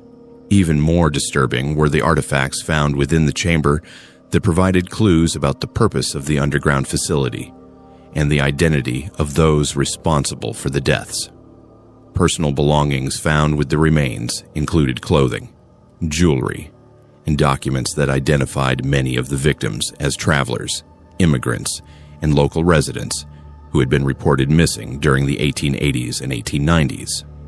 The investigation revealed that the victims had been selected from vulnerable populations, including single women traveling alone, immigrant families seeking homestead opportunities, and individuals passing through the area on their way to mining claims in the mountains. The systematic nature of the crimes and the sophisticated method of concealing the evidence suggested the involvement of an organized group rather than a single perpetrator. Historical research conducted by Colorado State University historians uncovered evidence that the Willowbrook area had been the territory of a previously unknown criminal organization that had operated during the 1880s and 1890s. Contemporary newspaper accounts from Denver and other regional cities documented numerous disappearances of travelers and settlers in the area, but law enforcement capabilities of the era had been insufficient to investigate the crimes effectively or identify those responsible. The discovery also revealed connections to documented cases of violence against Native American populations during the same time period. Several of the victims appeared to be members of local tribal groups, and artifacts found in the chamber included items that had been taken from Native American communities as trophies or evidence of attacks on indigenous settlements. Most chilling was the evidence that the underground chamber had been used not just as a burial site, but as a location where victims had been held captive and tortured over extended periods. The chamber contained restraint devices, torture implements, and evidence of cooking facilities that suggested the perpetrators had spent considerable time in the underground facility while carrying out their crimes. The investigation expanded when ground-penetrating radar surveys of the surrounding area revealed the presence of at least 4 additional underground chambers within a 2-mile radius of the initial discovery. Excavation of these sites uncovered additional victims and evidence that the criminal organization had operated a network of hidden facilities throughout the region for more than a decade. The scope and sophistication of the criminal operation shocked investigators and historians who had previously assumed that such organized violence was limited to more lawless frontier areas. The Willowbrook discoveries revealed that systematic murder and torture had been taking place in what was supposed to be a peaceful agricultural area, hidden from the knowledge of law enforcement and legitimate settlers. The criminal investigation into the historical murders was complicated by the passage of time, but FBI historians and genealogists were able to identify several members of the organization responsible for the crimes. The group had been led by a man named William Graves, who had presented himself to the community as a legitimate businessman, while secretly organizing the kidnapping, torture, and murder of dozens of victims. The Pine Ridge Estate's development was permanently halted while the investigation continued, and the property was eventually sold to the Colorado Parks and Wildlife Department to be preserved as a historical site and memorial to the victims. The discovery led to changes in state archaeological survey requirements and increased awareness of the potential for finding evidence of historical crimes during modern construction projects. Cashton Williams left the construction industry after the discovery and moved away from Willowbrook, unable to continue working in an area where he knew such horrible crimes had taken place. He has spoken publicly about the importance of preserving historical sites and ensuring that the victims of historical violence are not forgotten, even when their stories are uncovered more than a century after their deaths. The Willowbrook underground discovery, as it became known in archaeological and law enforcement circles, represents one of the most significant findings of historical criminal activity in Colorado history.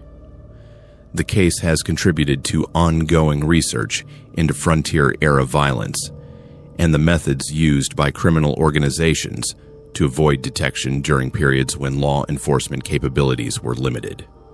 The site where Cashton made his discovery is now marked with a memorial commemorating the victims and acknowledging the historical injustices that took place in what appeared to be a peaceful mountain community.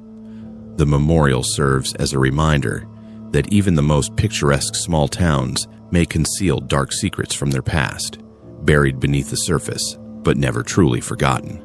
Visitors to the memorial often remark on the contrast between the natural beauty of the Colorado mountain landscape and the horrific violence that once took place there. The discovery has fundamentally changed how residents of Willowbrook view their community's history and has led to increased efforts to research and acknowledge the experiences of all people who lived in the area during its early settlement period. The investigation continues as new technologies become available for analyzing the evidence found in the underground chambers. Researchers hope that continued study of the site will provide additional information about the victims and ensure that their stories are preserved as an important part of Colorado's historical record. The mountain community of Cedar Ridge, Colorado, had maintained its identity as a close-knit town of just over 400 residents for nearly 70 years, nestled in a valley surrounded by peaks that reached above 10,000 feet elevation. The town existed primarily to support the tourism industry that brought visitors to the area for hiking, fishing, and skiing, with most residents working in hospitality, outdoor recreation, or the few remaining ranches that operated in the high mountain meadows. Cedar Ridge prided itself on being the kind of place where everyone knew everyone, where families had lived for generations, and where newcomers were welcomed into the community with genuine warmth and acceptance. The town's main street featured a post office, general store, cafe, and hardware store that served as gathering places where residents shared news, discussed local issues, and maintained the social connections that made small-town life appealing. Maverick Thompson had been a fixture in Cedar Ridge for over 25 years, having moved to the mountain community in 1998 after retiring from a career as a forest ranger with the U.S. Forest Service. At 72 years old, he was known throughout the town as a reliable neighbor, knowledgeable outdoorsman, and dedicated volunteer who contributed countless hours to community projects, search and rescue operations, and environmental conservation efforts. Maverick lived alone in a modest cabin on Elk Creek Road, about 2 miles from the town center, where he maintained a large garden that supplied vegetables to several local families and operated a small woodworking shop where he crafted furniture and decorative items that were popular with tourists. His daily routine included morning coffee at Mountain View Cafe, afternoon visits to check on elderly neighbors, and evening walks through town where he would stop to chat with friends and acquaintances about weather, local events, and shared memories. The inexplicable incident that would forever change Cedar Ridge began on the morning of October 12th, 2023, when Maverick arrived at Mountain View Cafe for his usual 7 a.m. coffee and conversation with the regular group of retirees who gathered there each day. However, when he greeted cafe owner Sarah Martinez and the other customers, their responses were polite but distant, as if they were meeting him for the first time rather than continuing relationships that had developed over decades. Sarah Martinez, who had known Maverick since she was a teenager and had inherited the cafe from her parents, treated him with the courteous professionalism she would show to any tourist or stranger passing through town. When Maverick mentioned their previous conversations about her children's college plans and his concern about her mother's recent health problems, Sarah looked at him with confusion and claimed to have no memory of any such discussions. The other regular customers at the cafe, including retired rancher Bill Henderson and former schoolteacher Margaret Foster, similarly treated Maverick as if they were meeting him for the first time. When he referenced shared experiences, mutual friends, and collaborative projects they had worked on together over the years, they politely but firmly insisted that they had no recollection of these events or relationships. Initially, Maverick assumed that his friends were playing some kind of elaborate practical joke, perhaps in preparation for a surprise birthday party or community celebration. However, as the morning progressed and he encountered more residents throughout Cedar Ridge, the same pattern of behavior continued. People who had been his neighbors, friends, and collaborators for over 2 decades consistently treated him as a complete stranger. Most disturbing was the discovery that his name had been removed from all official records and community documents in Cedar Ridge. At the post office, where he had maintained a mailbox for 25 years, Postal Clerk Jennifer Adams claimed to have no record of anyone named Maverick Thompson ever receiving mail at that address. The mailbox that had contained his name was now assigned to someone else, and the Postal Service computer system showed no history of his ever having been a customer. At the town hall, where Maverick had served on the planning committee and volunteered for numerous community events, Clerk Robert Chen could find no evidence of his participation in any municipal activities. The meeting minutes, volunteer rosters, and committee membership lists that should have documented his extensive involvement in local government showed no mention of his name or contributions. Even more puzzling was the situation at Cedar Ridge Elementary School, where Maverick had volunteered as a reading tutor for over 15 years and had been honored multiple times for his service to students and teachers. Principal Linda Williams claimed to have no knowledge of his volunteer work, and school records contained no documentation of his background checks, training certificates, or the hundreds of hours he had spent helping children improve their reading skills. The investigation into his missing identity extended to his personal property and financial records, revealing additional impossibilities that defied rational explanation.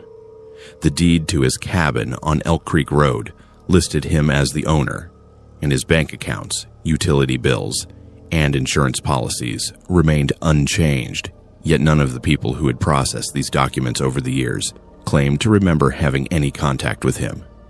At Mountain Valley Bank, where Maverick had maintained accounts since moving to Cedar Ridge, teller Patricia Johnson looked at him with no recognition despite having processed his transactions twice weekly for over 2 decades.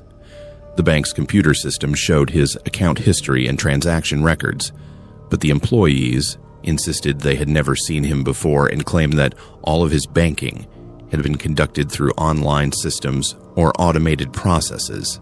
The most emotionally devastating aspect of the situation was the discovery that his closest relationships had been completely erased from the memories of people who had been like family to him. Neighbors who had shared meals with him, borrowed tools from his workshop, and relied on his help during emergencies now looked at him as if he were a complete stranger who had appeared in their community without warning.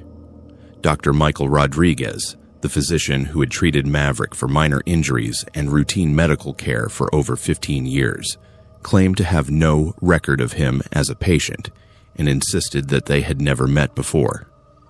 The medical records that documented Maverick's health history, prescription medications, and treatment for a broken leg sustained during a hiking trip accident were still in the files, but Dr. Rodriguez maintained that another doctor must have treated the patient and that he had no memory of any such cases.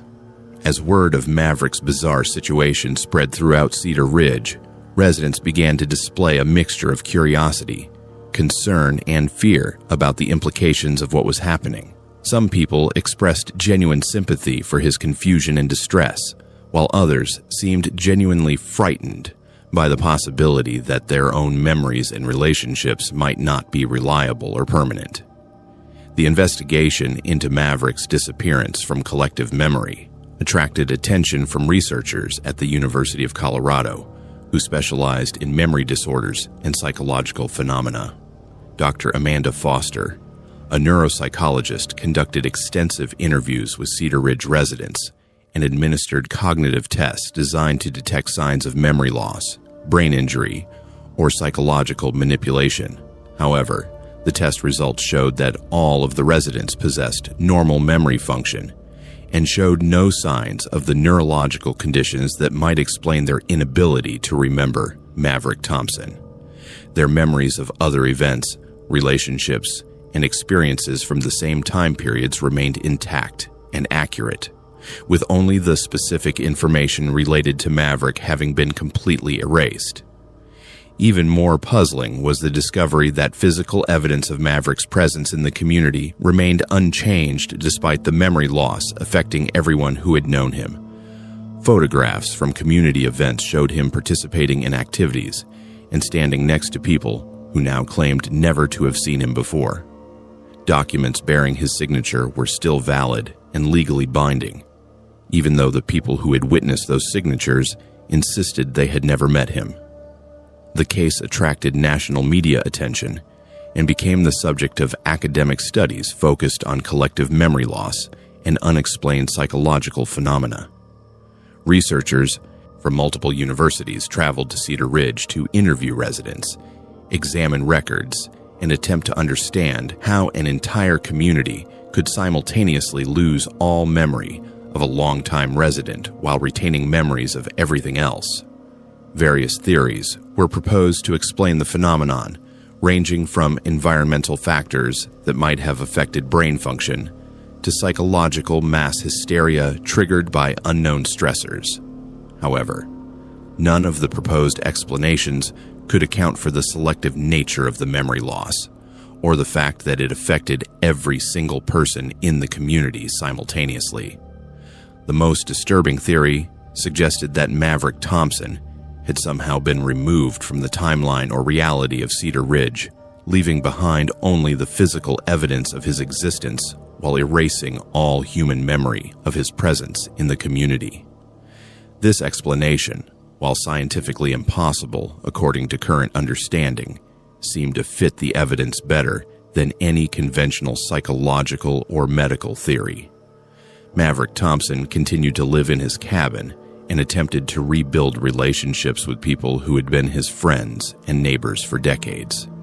However, the emotional toll of being treated as a stranger by people who had been like family to him eventually prompted him to leave Cedar Ridge and relocate to a different community, where his past would not be a constant source of confusion and pain. The house on Elk Creek Road was eventually sold to a new family, who moved to Cedar Ridge from Denver, seeking the small-town lifestyle that had originally attracted Maverick to the mountain community. The new residents were welcomed warmly by the townspeople, who had no difficulty forming new relationships and creating positive memories with the newcomers. The Cedar Ridge Memory Incident, as it became known in psychological research literature, remains one of the most thoroughly documented cases of collective memory loss in medical history. The case has been studied by researchers interested in consciousness, memory formation, and the nature of reality itself, but no definitive explanation has ever been established for how an entire community could simultaneously forget a longtime resident. Dr. Amanda Foster continues to monitor the Cedar Ridge community for signs of additional memory anomalies, but no similar incidents have been reported since Maverick Thompson's departure. The town has returned to its normal routine of seasonal tourism, community events, and the close interpersonal relationships that define small mountain communities. However, some residents privately admit to experiencing occasional moments of confusion or déjà vu when they encounter physical evidence of activities they cannot remember participating in, or signatures on documents they do not recall signing. These brief glimpses of missing memories suggest that the psychological effects of the incident may not have been completely resolved by Maverick's departure from the community. The case has raised profound questions about the nature of memory, identity, and community that extend far beyond the boundaries of one small Colorado town. Researchers continue to study the incident as a unique window into how human consciousness and memory function, and how our sense of reality depends on the shared experiences and relationships that connect us to the people and places that define our lives. Maverick Thompson has never returned to Cedar Ridge, but visitors to the area occasionally report encountering an elderly man hiking alone in the mountains above the town, watching the community from a distance as if remembering something that no one else can recall. These sightings have never been confirmed, and some residents prefer to believe that they represent the imagination of tourists rather than evidence that their forgotten neighbor continues to observe the place that was once his home.